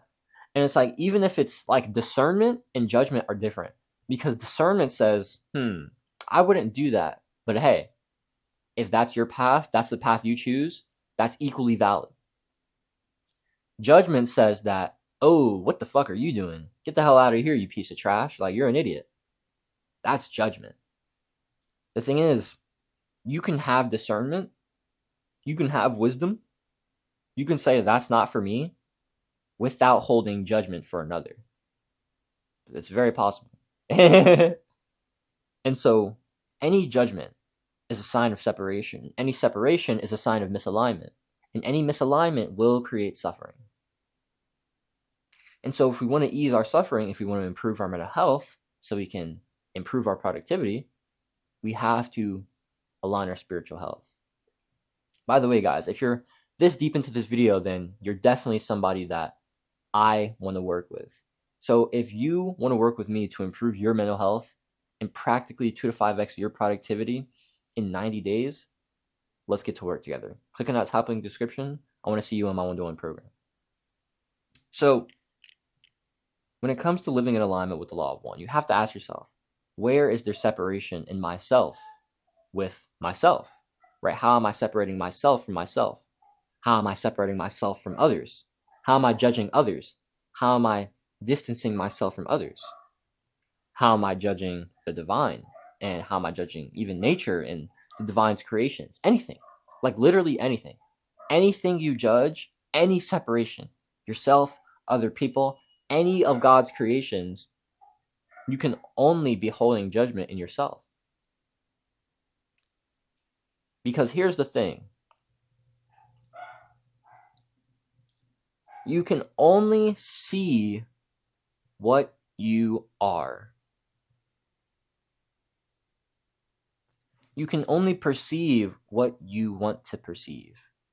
And likely what you want to perceive is directly related to what you're capable of perceiving, which is aligned to who you are and to your level of consciousness. And so when you perceive somebody else as bad, let's say me, right? Let's say I decided that I was going to punch you in the face. I'm just going to punch you in the face. Like, fuck you. Like, let's say I just walked up to you and you're like, oh, what's poppin', JC does? Like, let's like, can you dab me up? Like, and I just punch you in the face. Like, I sick your shit, bro. It's like, what? What's up? Right? That'd be crazy, right? That would definitely be misaligned with the law of do no harm. Right? And so in your head, like in that moment, you have two options. You can either choose judgment and separation, and you can be like, yo, what the fuck? Fuck you. You might even retaliate, right? You mean be like, get the fuck away from me. Like, you suck. You're a piece of shit. I hate you. I never want anything to do with you again. Like, you're a horrible person. Like, whatever. You might, I don't know. But you can choose the path of separation, or you can choose the path of love. And instead of separating or judging, you can choose to love, you can choose to accept, you can choose to forgive. You can instead say, if you must attack me, right? Like, you're saying this to me, right?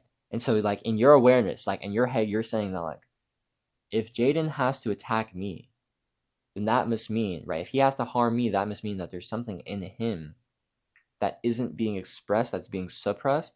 And when I said something, it triggered that suppression, which caused that. That must mean that there's a pain, there's a suffering, there's a hurting in there that hasn't been processed, that hasn't been healed. And therefore, I shouldn't see my brother who's just done harm to me. I shouldn't see my brother as someone who should be separate from me. I should see him as someone who should be embraced, someone who should be forgiven, should be healed, someone whose power should be recognized. You know, that's the thing. I feel like most of us, when we retaliate, when we act in negative emotion, are we not just trying to make a claim for our power? Are we not trying to weep? Are we not trying to understand why we haven't been recognized as the creator of our reality? Why we haven't been perceived, or why we haven't perceived ourselves or felt like we are the one who has the agency to do the things we want to do?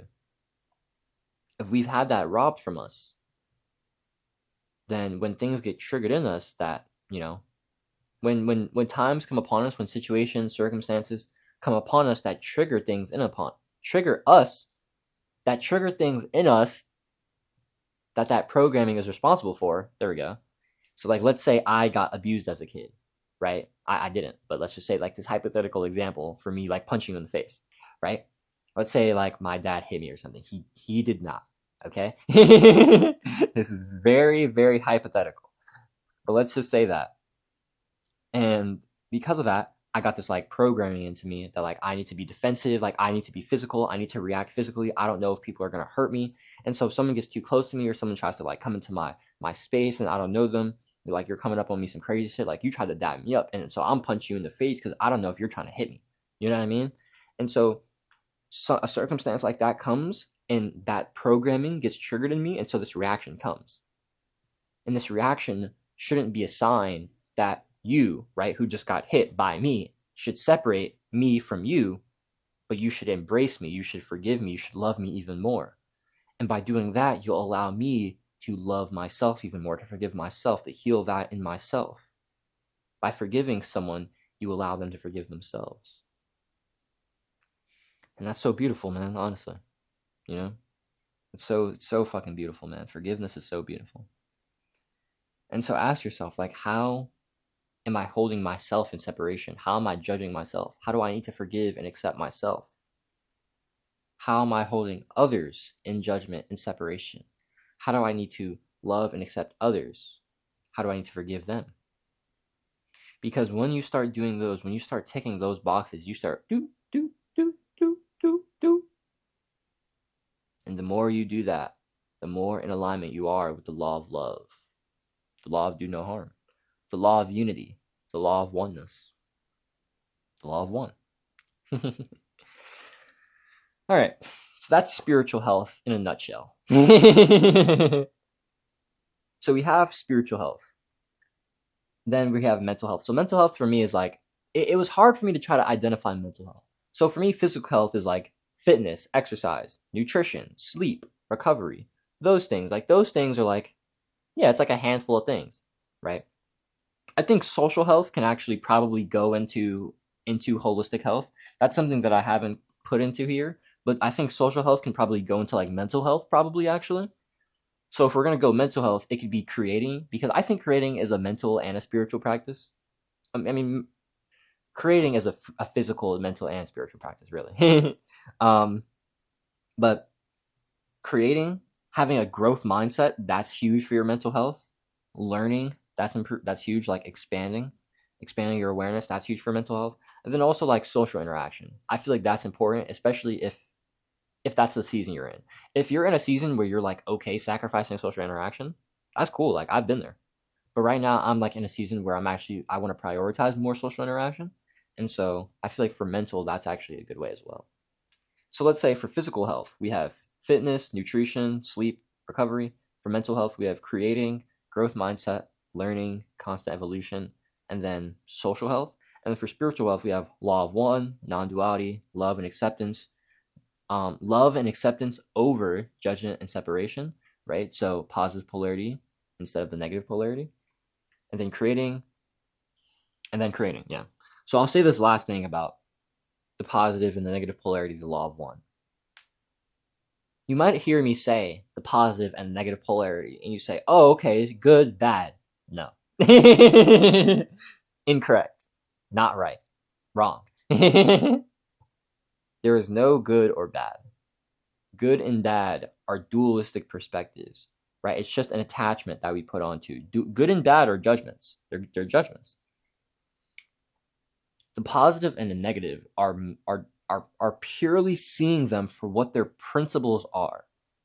The positive polarity is about radiating. It is about expanding. It is about love. The negative polarity is about contraction. It is about absorbing. It is about separation. It is about fear, judgment, right? The philosophical way you can think of the positive polarity is service to others. And the philosophical way you can think of the negative polarity is service to self. I don't think that like doing things for yourself, like resting or playing, right? Or like doing things for yourself, don't think that that's like the negative polarity, because that was something that I struggled with as well. And that actually kind of kept me in this like dualistic, egotistical perspective, thinking that the things that I wanted to do, like these pleasurable things that I enjoyed, was like bad. And I was embracing like the negative polarity. And I was like, oh man, I'm living in separation. No. Right. And that was creating suffering in me. That's not actually how it is. You have to serve yourself, right? And the thing is, guys, by serving yourself, like you can serve others, right? It's more like, how do you use your power? And so it's kind of like, how do you use your power in an interaction with other people? That's kind of like the philosophical way the philosophical thinking behind service to others versus service to self. It's when you interact with a person, do you want this to be a mutual benefit? Do you want both of you guys to be up? Do you want both of you guys to be winning?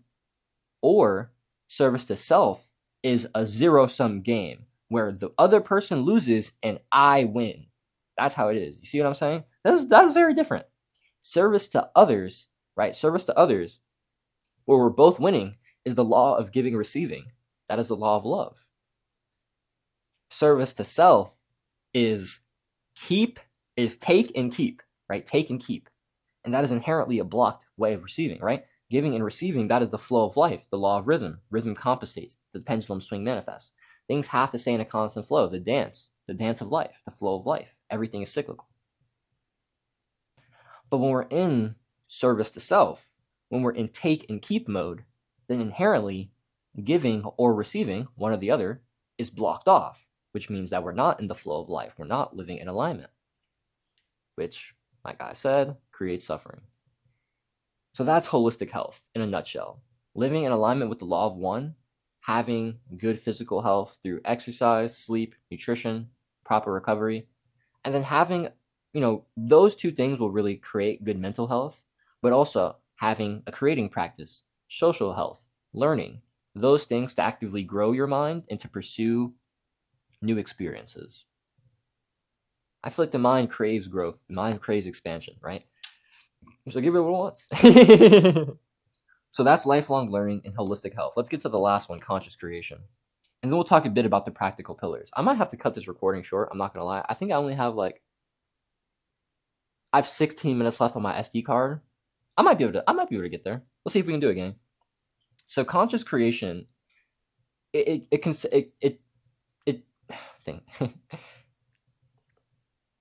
composes of a few of my concepts. So there's one, the art of creation, and the art of creation basically talks about how there's two parts of creation, creativity and productivity. So I'll talk about that. And then there's alchemy and transmutation, which is like mental transmutation, which is used for inner healing. And then it's also used for the third part, reality creation, which is more so just understanding like the mirror principle, and then understanding how your inner world creates your outer world, and how by going internally, your mindset, your emotions, your beliefs, your identity, your attention, by going internally, you shift your internal, which thus shifts your external. So the art of creation, creativity, and productivity, and then alchemy and transmutation, and then being a reality creator. Flow state is also important, so I might hit on that actually. I'll hit on flow state now real quick. So flow state is awesome just because flow state is the peak human experience. So I honestly like to perceive flow state is being one with the task at hand. So what is it? Oneness. It's being one with the moment. It's presence. Presence is just it's having your focus, your attention on oneness. That is what presence is, in my opinion, having your attention on oneness. And so it's being embodied in oneness. It's being aware of oneness. It's being in oneness. Like when I'm outside walking and I'm hearing, like the crickets, I'm hearing the birds.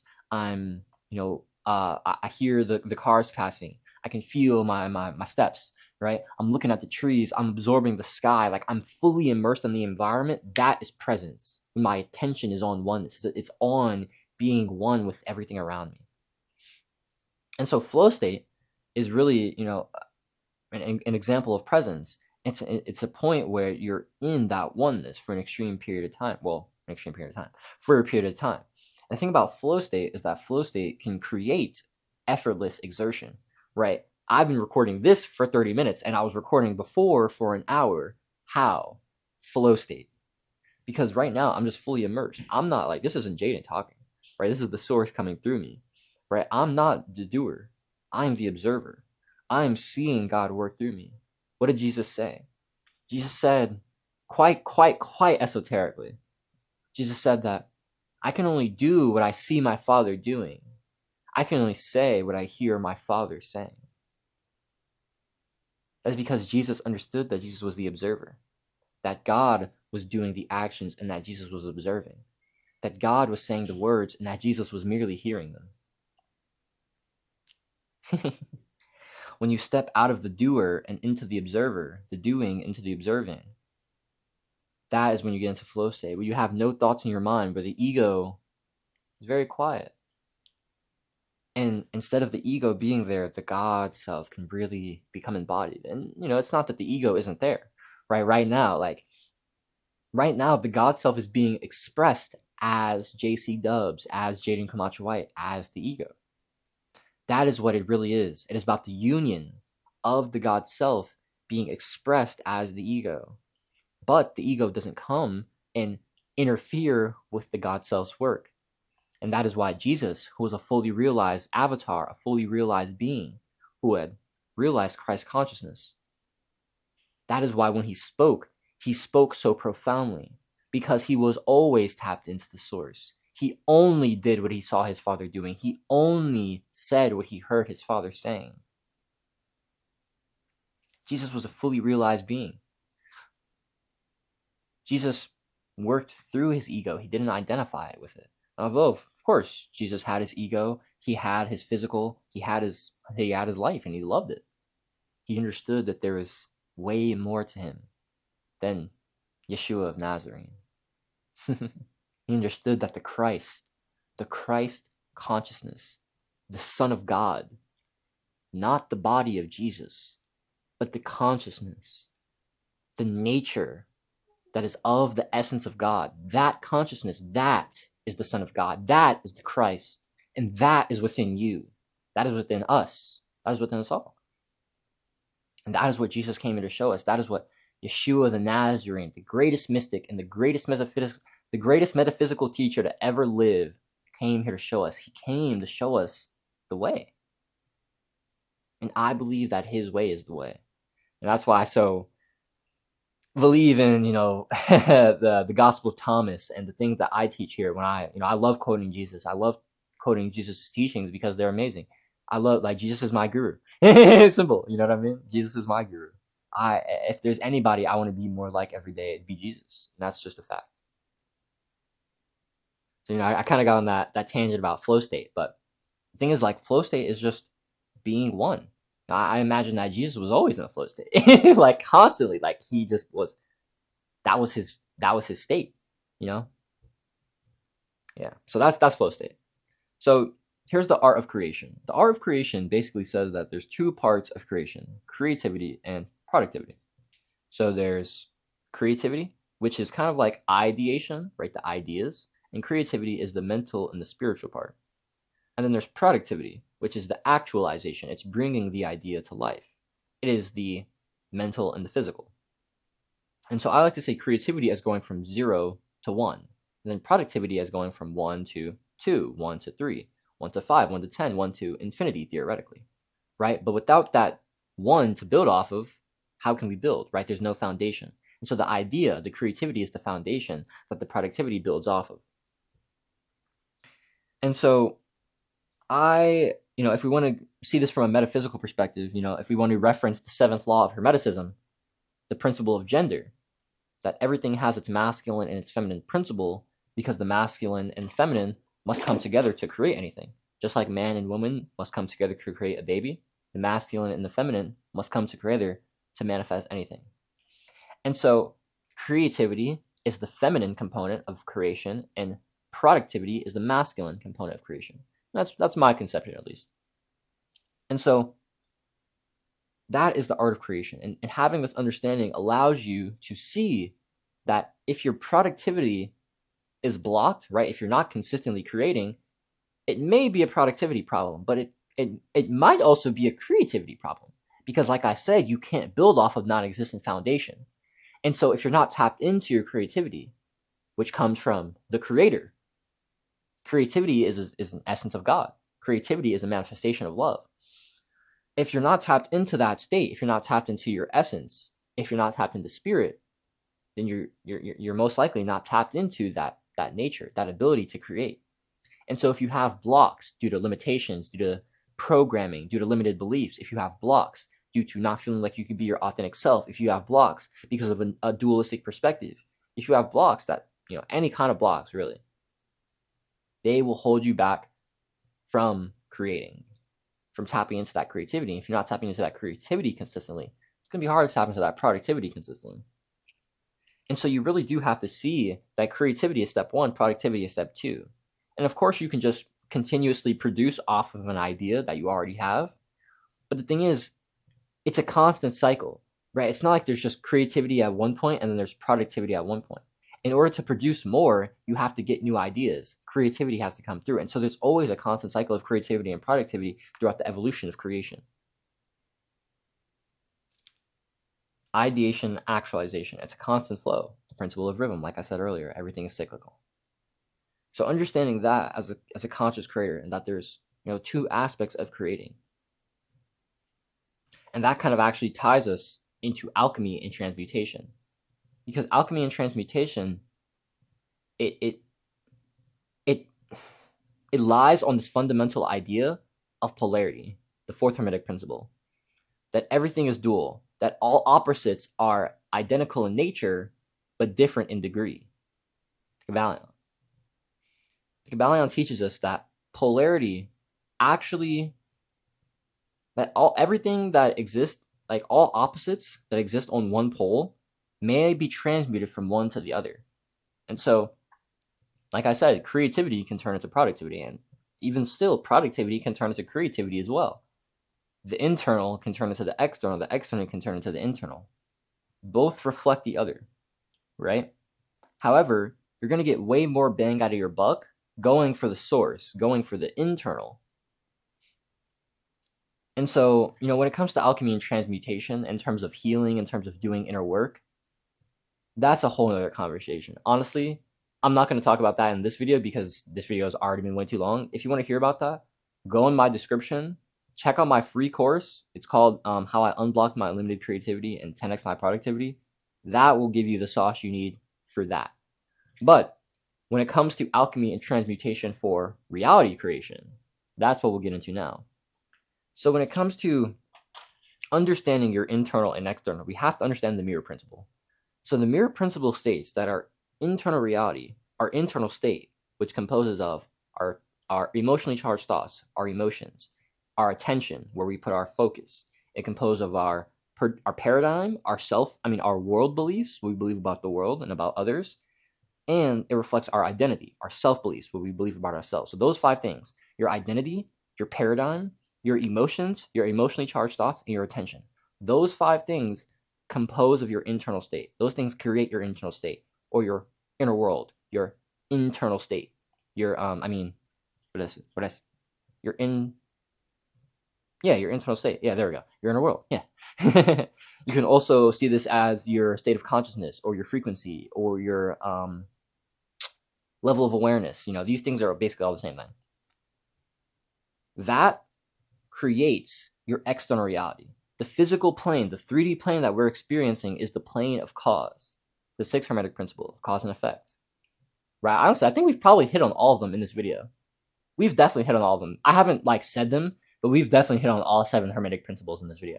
It's kind of hard not to when you're talking about spirituality and we're just talking about life, because the Hermetic principles manifest in life. That's why they're there. They're universal truths, right? But the 6th Hermetic principle of cause and effect. The physical plane is the plane of effect. What is the effect? The mental, the spiritual planes, the internal. And so if we want to do anything in the physical plane, first we must start with the internal plane, the mental and the spiritual plane, the internal state. And you can really just conceptualize the mental and the spiritual plane as one. Just kind of think of it as the mental plane. That's a way easier conceptualization. Because what is the spiritual plane? Really, the spiritual plane is where God operates. So we don't even got to think about that. Let's just stay here. Nah, not really, because we can tap into the spirit plane through meditation and through prayer and through flow state, through oneness. However, it's hard to conceptualize, but the mind can conceptualize the mind. So just think about the mental plane, okay? Think about your internal state as the mental and the emotional, right? Think about it as your thoughts, your beliefs, and your emotions, and your attention as well. And if you can understand where you're putting those and how those are affecting your internal, you'll be able to shift your external. And so, for me, I'll give you this quick example. Back before I made any money online, I was constantly focusing on being broke. So actually, I'll give you this quote real quick from our GOAT, Jesus. This is my favorite teaching from the Gospel of Thomas. This is saying 41, where Jesus says, Those who possess something will receive more of it. Those who have nothing will be deprived of even the little they have. And so in this teaching, Jesus is teaching us that focus amplifies. That if we focus on abundance, what we possess, we'll receive more of it. If we focus on lack, what we don't have, it will create further lack. Focus amplifies. For me, when I was focusing, back in May, when I first started my daily uploads, I was focusing heavily on being broke. And although I love life, although I was super fulfilled by creating and showing up every day by making progress, I was focusing on being broke. One day I got a comment, I was talking about this in a video. I got a comment, he said, bro, the first step to not being broke is to stop viewing yourself as broke. And I'd heard this before, and I was just like, blah, blah, blah, blah. And so now I'm like, okay, maybe I should actually listen to this because I want to make money online. And so from then, I stopped viewing myself as broke. I started focusing on my abundance, on the love I had for myself, my family, for God, the love God had for me, the love my people had for me, the love I had for my creations, the value I was giving, the love I had for my people, the service that I felt like I was providing through creating and through coaching. I started focusing on those things. And eventually, in a couple of weeks, I started making my first, few dollars online. All because I shifted focus from lack to abundance. Like I tell you guys, my dark period back in August, September, and October, I was focusing heavily on growing on YouTube, on money. And because I didn't have those things, I was focusing on like the growth and money I didn't have. I was staying in the darkness. More of that was reflecting. I stayed stagnant. I stayed not making any money. And now, I still haven't made any money online yet, but I've shifted my focus back to abundance. And now I'm no longer suffering, and I actually have life that I love again. And so these philosophical pillars of esoteric self-improvement have been crucial to the last year and a half of my journey of improving my physical, improving my mental, improving my spiritual health, and actually being able to combine these things in a way and incorporate these things in a way that allows me to stay grounded in the physical and also still reach and hold the spiritual as my highest truth. Reach for the divine and hold the spiritual as my highest truth. And by doing that, I improved my mental health a ton. And by improving my mental health a ton, I was actually able to unblock and create consistently, which allowed me to create over 270 plus videos in the last 7 months, right? Over 70 newsletters. I posted 100 days straight I posted for 101 days straight. Made my first $1,800 online. I have a 90-person email list, 30 people who read like basically all my newsletters every day. I have 1,300 subscribers, 20 of which watch like all of my videos, which is pretty fucking cool. I'm abundant. And esoteric self-improvement was the way. This video has been pretty long, but I do want to give you some sauce on the practical pillars. So I'm going to have to cut this because my SD card is about to run out of footage, but I'll get back to that later. I got you guys. Alrighty. Here we are. Let's finish this fucking video. So I can finally finish that bathroom. Or clean that bathroom, rather. I never started it. You know what I did start and finish, though? My newsletter for today. So, shameless plug. Second link in the description. So, the practical pillars. So, I've gone over the first 3 pillars of esoteric self-improvement, which are the philosophical pillars. Now I'm going to go over the last 4, which are the practical pillars. So the philosophical pillars are, more of the mindset, the thinking. What do you actually have to believe? What do you have to know? What kind of way of life shows that you're, someone who's on esoteric self-improvement? And then these practical pillars are really the exercises, the practices, the tasks, the actual actions, the inputs that you take in order to take action, in order to create change. Here's the thing, guys. I was talking about the mirror principle earlier. The mirror principle says that the internal creates the external. And while this is true, manifestation can only happen if the internal and the external are in alignment, which means that the internal and the external both have to be in alignment. And the thing is, like, if they're not in alignment, then you have work to do to change that. You see what I'm saying? And so The philosophical pillars are there to, boom, change your mindset, change your emotions, your beliefs, your identity, your paradigm, change where your attention goes to change your internal. And the practical pillars are here to give you the actual actions to take, the things to do to start taking change in the physical plane, in the 3D, to start holistically creating change, holistically improving your mental health, and holistically improving your productivity output. So that is what the rest of this video is going to help you do.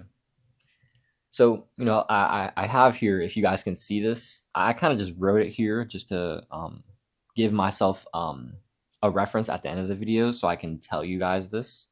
But I also wanted to write out these actual practices that you can do and like the idea behind the practical pillars. So let's just get right into this. We've been rambling long enough. So number one is stillness/spirit. So this shouldn't really be a slash. This should more like be a, my marker out in here. Yeah. It should more be a parentheses like this. Imagine all these were like this instead. Because the first thing is kind of like what the actual action is. And then what's behind the parenthesis is what the action is for, what the action affects, kind of. You can think of it like that. And so we have stillness, which is affecting spirit. We have exercise, which is affecting the body. We have learning, which is affecting the mind. And we have working or creating, which affects the spirit. Working or creating really affects all three of these things. But working or creating change in consciousness, is an extremely spiritual practice. And so work or creating, which has to do with your unique gift that you want to give to the world, we'll get to that later. That is a very spiritual practice because it's a part of your unique expression of the divine. So let's get back to stillness and spirit. This is super important, especially in the digital renaissance. I opened this video with me doing a meditation and prayer, and it was because I haven't been tapping into that. I just haven't been really doing those things that I've been wanting to cultivate in myself. And I don't like that. And so I want to do better when it comes to connecting with the oneness, with my being, when it comes to connecting with God, connecting with my eternal nature, when it comes to disconnecting from the material and connecting to the mental and the spiritual planes. That's a practice I want to cultivate in myself. And I'm feeling more drawn to it recently. And so I know that this is a path I need to be walking. So for me, I am pursuing, I do want to start getting into having, even if it's just like like I did today, I did a 2-minute meditation and then I did like a quick prayer after it. So, I was down for like 3, 4, 5 minutes. If it's just like that, even if it's just for like a minute every day, I just show up. Like, I'm just trying to squeeze it out here. You know what I mean? Like, I'm really trying to show up and get this and clock this work in. You know what I mean? But there's that, the stillness and the spirit. That can be a meditation, prayer. It can be journaling. It can be just being unplugged, like going on an unplugged walk, or even if you're doing like some work. Like I was telling you, I have to clean the bathroom. Now, I am not going to clean the bathroom unplugged. Well, I might. Maybe. I don't know. But if I wanted to do like some chores, or if I had to do some chores, doing those unplugged is a great way to just connect, be in the oneness of life. That is amazing. In nature for me is like the easiest way to connect with oneness and therefore the easiest way to connect with God, right? I love getting tapped in with nature. Nature also really helps me connect with like Mother Gaia and my feminine, which also is beautiful, right? And so nature is very beautiful and very connecting for me. And that's what stillness is really about. It's about connection with yourself and with oneness, with God, with your eternal nature, connection with spirit, really. And that kind of transitioned us into exercise and body, when I was talking about Mother Gaia, because that's what number 2 is about. So stillness and spirit is more about, having that spiritual practice that allows you to connect with oneness and connect with the divine. And that can be through nature. But exercise in the body is also really there to help you connect with yourself and your body. And that is also there to help you cultivate your connection, like I said, with Mother Gaia. Mother Gaia is our earthly mother. We have to love Mother Gaia. We have to respect her, right? And so for me, like this is like, exercise in the body. And that's for me, it could be, this could be anything for you, right? But for me, it could be walking or running or lifting, even like yoga and stretching. That's something I'm interested in as well. But progress is important. So getting progress in these things is super important. So before, you know, I felt like I was making progress when it came to like exercise and body, and I felt fulfilled in this area because it wasn't something that I was like very interested in pursuing heavily. And at the time, I was walking. So like back in June, I was super fulfilled June, July, and I loved it, loved life. I was walking a fuck ton back then, right? In the past 6 months, I averaged like 9K steps a day, which is awesome. Honestly, I haven't been doing as much in December because of Road to Renaissance, and I've been adjusting it to that. But I was walking a lot, and so I was outside a lot. I was connected a lot. I was moving a lot. Exercise, although it's about training yourself and making progress and pushing yourself, more than anything, it's really just about that movement. Honestly, like most people just don't move enough, like genuinely. I didn't actually talk about this in stillness, but this is important. I'll talk about these like hand in hand because both of these two are just so important because these two are just things that we really don't have right now in the digital age. Most people don't exercise. Most people don't connect with themselves. Most people don't disconnect from technology. This is something I'm still like working on as well. You know what I mean? Definitely. But with the progress I have made in these things, I've seen such profound change, such profound impact in my mental health and my productivity, which is what I want to help you do. Um, and so when it comes to like the stillness and the spirit part, like most people aren't connecting with themselves. Most people aren't connecting with their emotions. Most people aren't being still. Most people aren't connecting with God. Most people aren't going outside. Most people aren't exercising. Most people aren't moving for more than like an hour a day. Not even like actively moving. I don't mean like most people aren't even like walking for an hour a day if we're thinking about it. Like fuck me, that's insane, dog. Like come on, like think about that. Exercise your body, connecting with the divine. How important are those? In my opinion, I was thinking about this yesterday. This is actually why I've ordered these pillars in this order.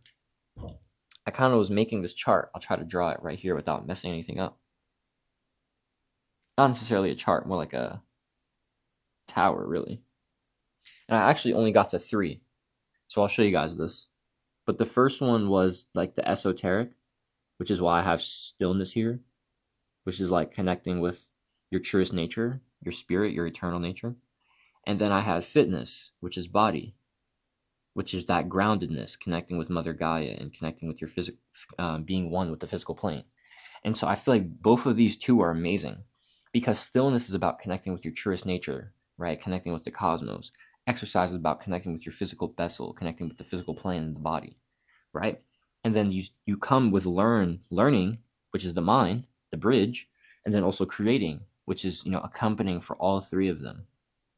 And so, this little kind of like tower hierarchy thing I was killing here, this is like the foundation. So it's like the esoteric should be one, the stillness should be one, the spirit should be one. Then it should be fitness, should be exercise, it should be your body. And then it should be, in my opinion, like, yesterday I had creating here, creating / mind. And the thing is, like, this could be learning, this could be creating, this could be mind, this could be work, right? And that's kind of why I have like 3 or 4 here. Like these really could be interchangeable, 3 and 4. But in my opinion, I think 1 and 2 should be 1 and 2. And I think that when it comes to the priorities in your life, I feel like this should be like these should be it should reflect this more than likely. Like you should more than anything have like this connection with the divine that is like the most important thing. And like as I've been reflecting recently, I'm gonna keep it so real. That hasn't been a priority of mine. And I'm like, yeah, I don't really like that. So I want to shift gears. And I also have been talking about how having like a physical anchor, having exercise is awesome in terms of like making consistent progress and having that fulfillment. And so, okay, awesome. That comes number 2. And then when it comes to like learning, creating, fulfillment, expressing, that technically is 4 and learning is 3 I have here, but it really could go either way. For someone who, let's say, loves to learn and like doesn't struggle with learning like me, but maybe struggles with creating, maybe creating should be 3 for you, and that should be something you prioritize earlier. Maybe somebody who has like decent creating habits, but maybe isn't like into learning as much, which I find hard to believe if you're watching this video. But maybe you like creating before you learn. That's kind of like me. I love to. I mean, really, I could go either way. I could consume and then create, or create and then consume. I like to bounce back and forth. But honestly, learning and mind are really kind of like the same. So these could go like mind/create. But having the spirit, the stillness, the esoteric practice, the fitness, the exercise, the physical practice, and then the mental, the creating practice, I think that's how it should be. And so that's kind of like the thought process in terms of like the routine, in terms of like how you should like structure your day. Now, granted, me personally, I haven't really been like putting exercise and body like as a something I do, like let's say first thing in the morning. Like I started working after um after I did my meditation. That's because it's brick dick outside. I'm gonna keep it a stack.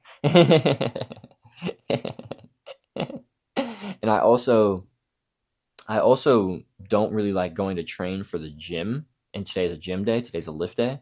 I don't like lifting if the work isn't done, because I don't like lifting on an empty stomach, and I don't like eating if the work hasn't been done. So I like to do my work, my mental work. Then I like to eat, and then I can go to the gym on calories, right? And then I can like, walk off some of those calories on the way to the gym, and I can have a good lift. And that's how I like to have my lift days when I'm working, you know? And so when it comes to, exercise and body, on the certain like lift day, all right, fine, I won't lift first thing in the morning. But honestly, like, fuck it. My little ass is just gonna be outside cold running. Like tomorrow morning, I'm gonna just be outside cold running, because tomorrow is gonna be a run day. Actually, I haven't structured out when my days will be for running and lifting. I'm gonna have to figure that out. But I do want to at least go out run tomorrow, so I'll do that. Even if I decide that rest day, like Sunday, might be my rest day moving forward, which it might be. I want to at least run tomorrow. Yeah. But yeah, guys, stillness and then exercise. I'm honestly, the pillars can really be in order of your goals after stillness. In my opinion, you should start your days with the stillness practice. I'm not gonna lie. The days I start my days with the stillness practice versus without, it's very clear it's very clear in like terms of how mentally clear I am, how sharp I am, how focused I am, how present I am. Yeah, honestly, all of those things. It's just very mentally, it's just very clear. And so even if it's just like a few conscious breaths, even if it's just like writing a few pages, even if it's just like writing like a few things down in your journal, even if it's saying just a quick gratitude prayer, even if it's just going outside and going like a 5-minute walk in nature real quick, like any of these stillness practices to just connect with the oneness of your being real quick, connect with oneness, connect with nature, connect with the divine, connect with the source. I think that's a great way to start your day, in my opinion. Granted, some days you might just want to start working. It'd be like that. That's okay. Some days you might just be like, yo, let's fucking go train like right away. Maybe you'll fucking get out of bed and hit some push-ups immediately. It'd be like that. That's okay. But in my opinion, in terms of like where you should be putting your priorities and thinking about, okay, like if on a certain day, like what is the first thing I want to do? Let's connect, right? So connection, stillness. Second one, exercise. Let's move, right? And then create, learning, or the mind, right? Using our mind, creating, learning, whatever. So let's talk about learning and then mind. I've kind of been like swapping interchangeably about them. I haven't been actually talking about the subjects themselves. So let's talk about them themselves. So what I have here for learning in your mind is for chasing your curiosities. So we've been talking about that, right? I talked about that in lifelong learning. I'm a big advocate for chasing your curiosities boundlessly, right? And learning daily, super, super important. So I have that here, daily learning and chasing curiosities, right? That's literally how you practically implement lifelong learning. You learn every day. You seek to consume new knowledge every day. You seek to consume from creators that you love every day. You seek to read every day. You seek to take in ideas every day. You seek to learn from life every day. You seek to be a student of life every day. You seek to understand like when catalysts, when things in your, like emotional experiences come into your life, you have to be able to reflect and see, how did I create this? How is this a lesson that life is teaching me so I can integrate it and then further evolve? Right? So anything is fair game when it comes to learning. That's my belief. That like, I'm not here to put you in a box. I'm here to make sure you're not in one. You know what I mean? Like, that's what I'm here to do. That is what esoteric self-improvement is about. It's about not being limited. But it's about having certain limitations on our unlimitedness so we can start taking action, you know? We need constraints in order to take action. Infiniteness is kind of scary. And so we put constraints on our infiniteness so we can start taking action, and then we start expanding. So that's number one, number two, number three. Let's get to the final one so I can finally leave. Man, like, I love working, I love recording, but fuck, I do not want to be working anymore. I'm not gonna lie. And I still do actually really want to finish writing my ebook today. Like, I still have like probably like an hour of solid writing and editing to do, and then I'll be fucking done with that. I want to fucking get that work done so it can be out of my mind, bro. So that's my goal for today. I gotta get that done. I gotta get this video edited. So maybe, honestly, I might not be able to, and I still gotta like clean the bathroom and go lift all of that before 6 p.m., which is when my family's Christmas party starts. So, you know, I'm just gonna be him, and I'll tell you guys if I do it all tomorrow. So yeah, let's get into this final one. Work or create, which is spirit. Really, it's all of them, but spirit. And I only have one here, mainly because it was kind of, I didn't really have space. But this is really all that matters. What is your gift? And when I say your gift, I mean, what about your unique expression? What about your unique self? What about the mask that God wears as you, right? The mask that God is wearing, the persona that God puts on as you. What about that unique self, that individual expression of the divine? What about that unique self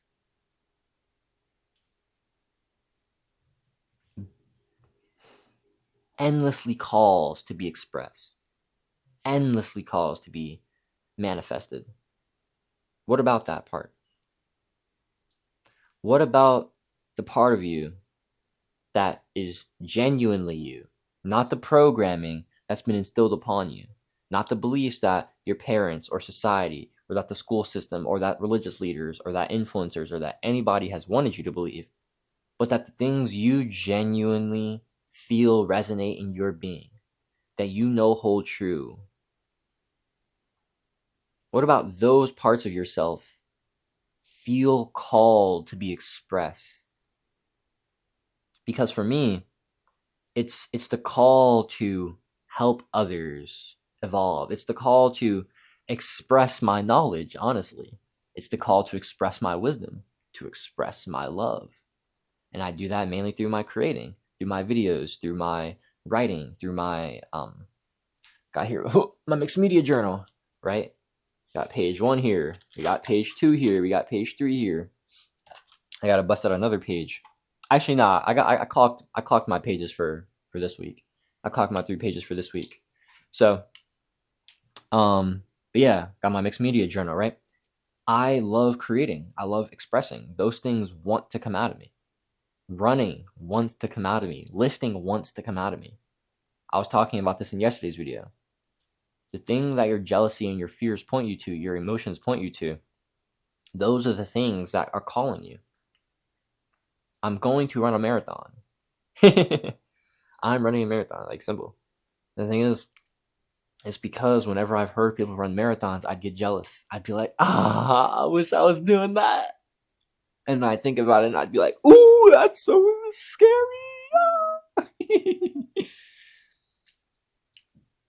But that fear is just, it's just the ego being, scared of growth. It's not fear of the thing itself, it's fear of the uncomfortability, of the pain that's required, of the suffering that's required in order to make the progress. But if that's something you want, that's a price you have to pay. And so I want to ask you something. What do you want to create? But more than that, what prices are you willing to pay to create those things? Because for me, let's say, You know, let's say when it comes to being an all-out fucking bodybuilder, like I'm talking Sam Sulik. Let's say I wanted to be Sam Sulik. We're just like not let's not say that. Let's say you asked me, you're like, yo, Jaden, would you ever try to get as big as Sam Sulik? Would you ever go that crazy? I'd be like, fuck no, baby. I'm cool off that, gang. You feel me? I'm cool off that.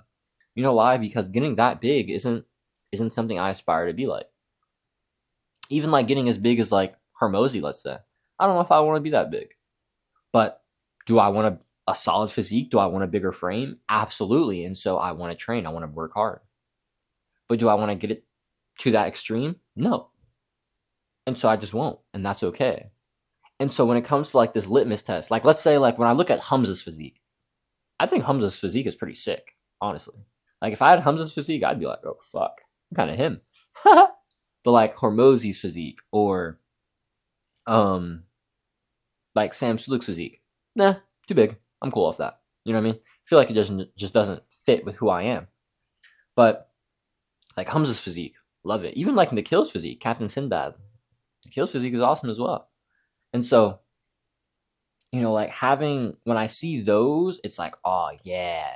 And so when I see what Hamza and Nikhil are doing, I want to pursue the things that they're doing versus things that like, you know, well, not Hormozi now, but Hormozi used to be like a super hardcore bodybuilder in his days, which is how he got that physique. Or how Sam Sulik is. Like Sam Sulik's a hardcore fucking bodybuilder.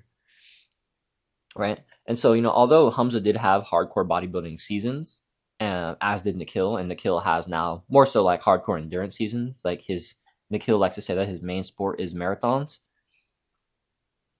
You know, those guys still have physiques that I aspire to be like, and they're still like training how like they inspire me with how they train as well. Especially with like Nikhil, like I said, his marathoning, his triathlons, his Ironman stuff, and Hamza now with his kickboxing over the last month and a half. So that's just been so inspiring.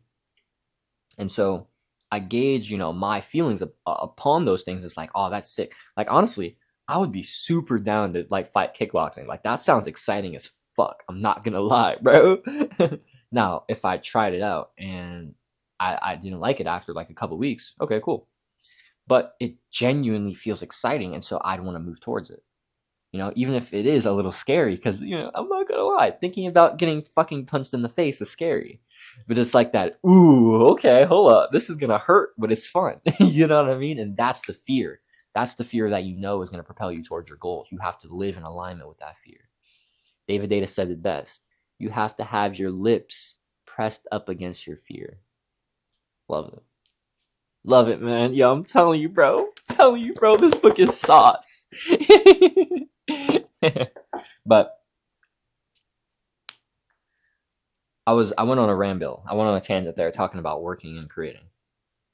And I was talking about that because I was talking about what comes out of me. What feels aligned for me? And it's those things. Right? And so ask yourself, like, what feels aligned for yourself? Is it creating? Like, is it drawing? Is it painting?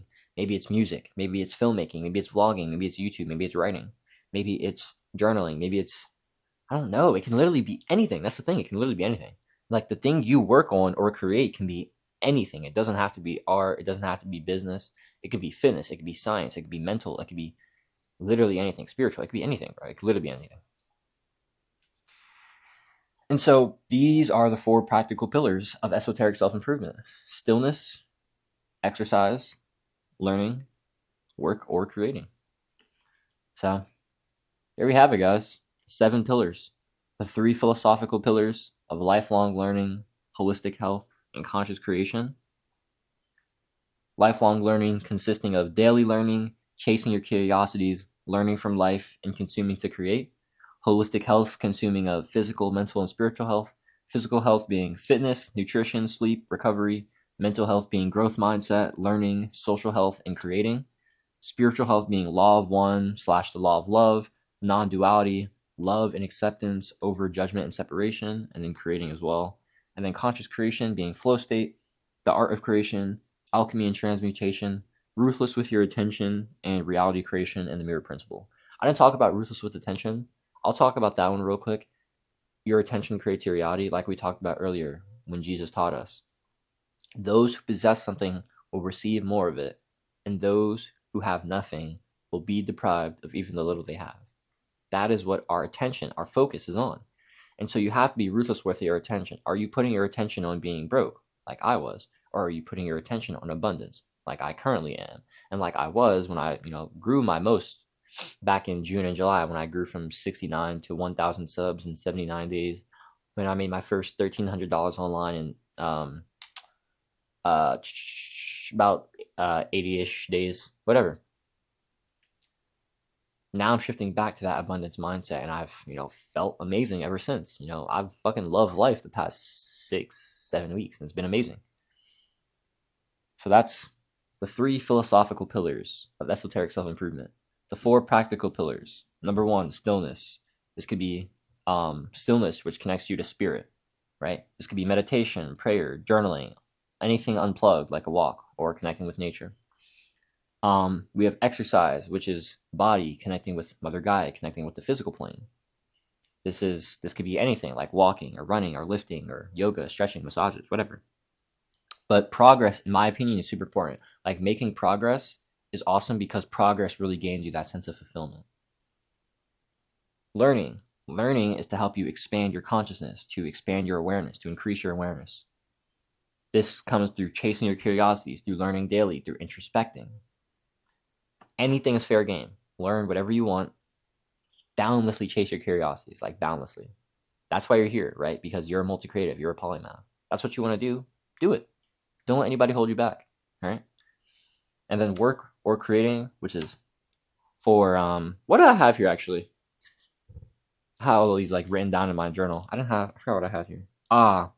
Creating change in consciousness, leaving an impact on the world, and expressing God as an individual expression of the source. All right. And that comes through giving your gift and expressing your unique self. So this is it, guys. This is esoteric self-improvement. This is the 7 pillars. This is how you go within and improve the self until it reflects the higher self, until it reflects the most evolved version of yourself. This is how you go within and create your reality. Or at least, how I have over the last year and a half. How I've improved my mental health and productivity. So, here's your action step prompt. I want you to pick one philosophical pillar and pick one practical pillar that really calls you to like improving on. And then I want you to choose one of the areas inside those to practice. So let's say you wanted to focus on learning and you wanted to focus on exercise. So let's say you wanted to focus more on actually learning every single day, and then you actually wanted to focus more on, let's say, lifting 3 times a week, right? And so let's say your first goal, right? So the first thing you picked, number 1, was lifelong learning and exercise. And then your second thing was to focus on daily learning and to focus on lifting, right? And then after you pick like the general goal, right? Daily learning or lifting, then number 3, you create a specific goal. So let's say that could be reading for 5 minutes a day, and like I said, lifting for 3 times a week, let's say. So those are your 3 action step prompts, all right? Pick one philosophical pillar and one practical pillar. Pick one way you can actually, practice either one, right? So one thing from each of these, right? So for conscious creation, let's say it could be flow state. For holistic health, it could be a physical pillar. It could be fitness, whatever it is. So it can be one philosophical pillar, one practical pillar, one thing from the philosophical pillar and one thing from the practical pillar. And then 3 is how you can actually do that starting today. All right. How you can practically do that for just 5 to 15 minutes starting today. Okay. Wow. That was a lot of rambling. So if you're seeing this and you're like, holy, Jaden knows the sauce. Jaden, I want to give you my money so you can help me. Yo, gang, say less. Click on that top link description. Nah, but for real, if you're a spiritually inclined, multi-creative, or polymath who wants to improve your mental health through esoteric self-improvement, who wants to practically increase your productivity output after you've improved your mental health, I mean, really coinciding, like you're doing it along the way, you're doing both at the same time. If you want to improve your mental health and practically 2 to 5x your productivity output in just 3 months, in 90 days, I'd love to help you do that with my one-to-one program. You can come join me and other creators in Digital Renaissance Academy. That's my school community where you'll come get access to my one-to-one coaching and also community of like-minded creators. Come join us with that first link in the description, all right? I'm done rambling. I'm out of here. Do it today. Be better for it tomorrow. Stay blessed. Stay living. Gotcha. Oh, fuck me. Oh.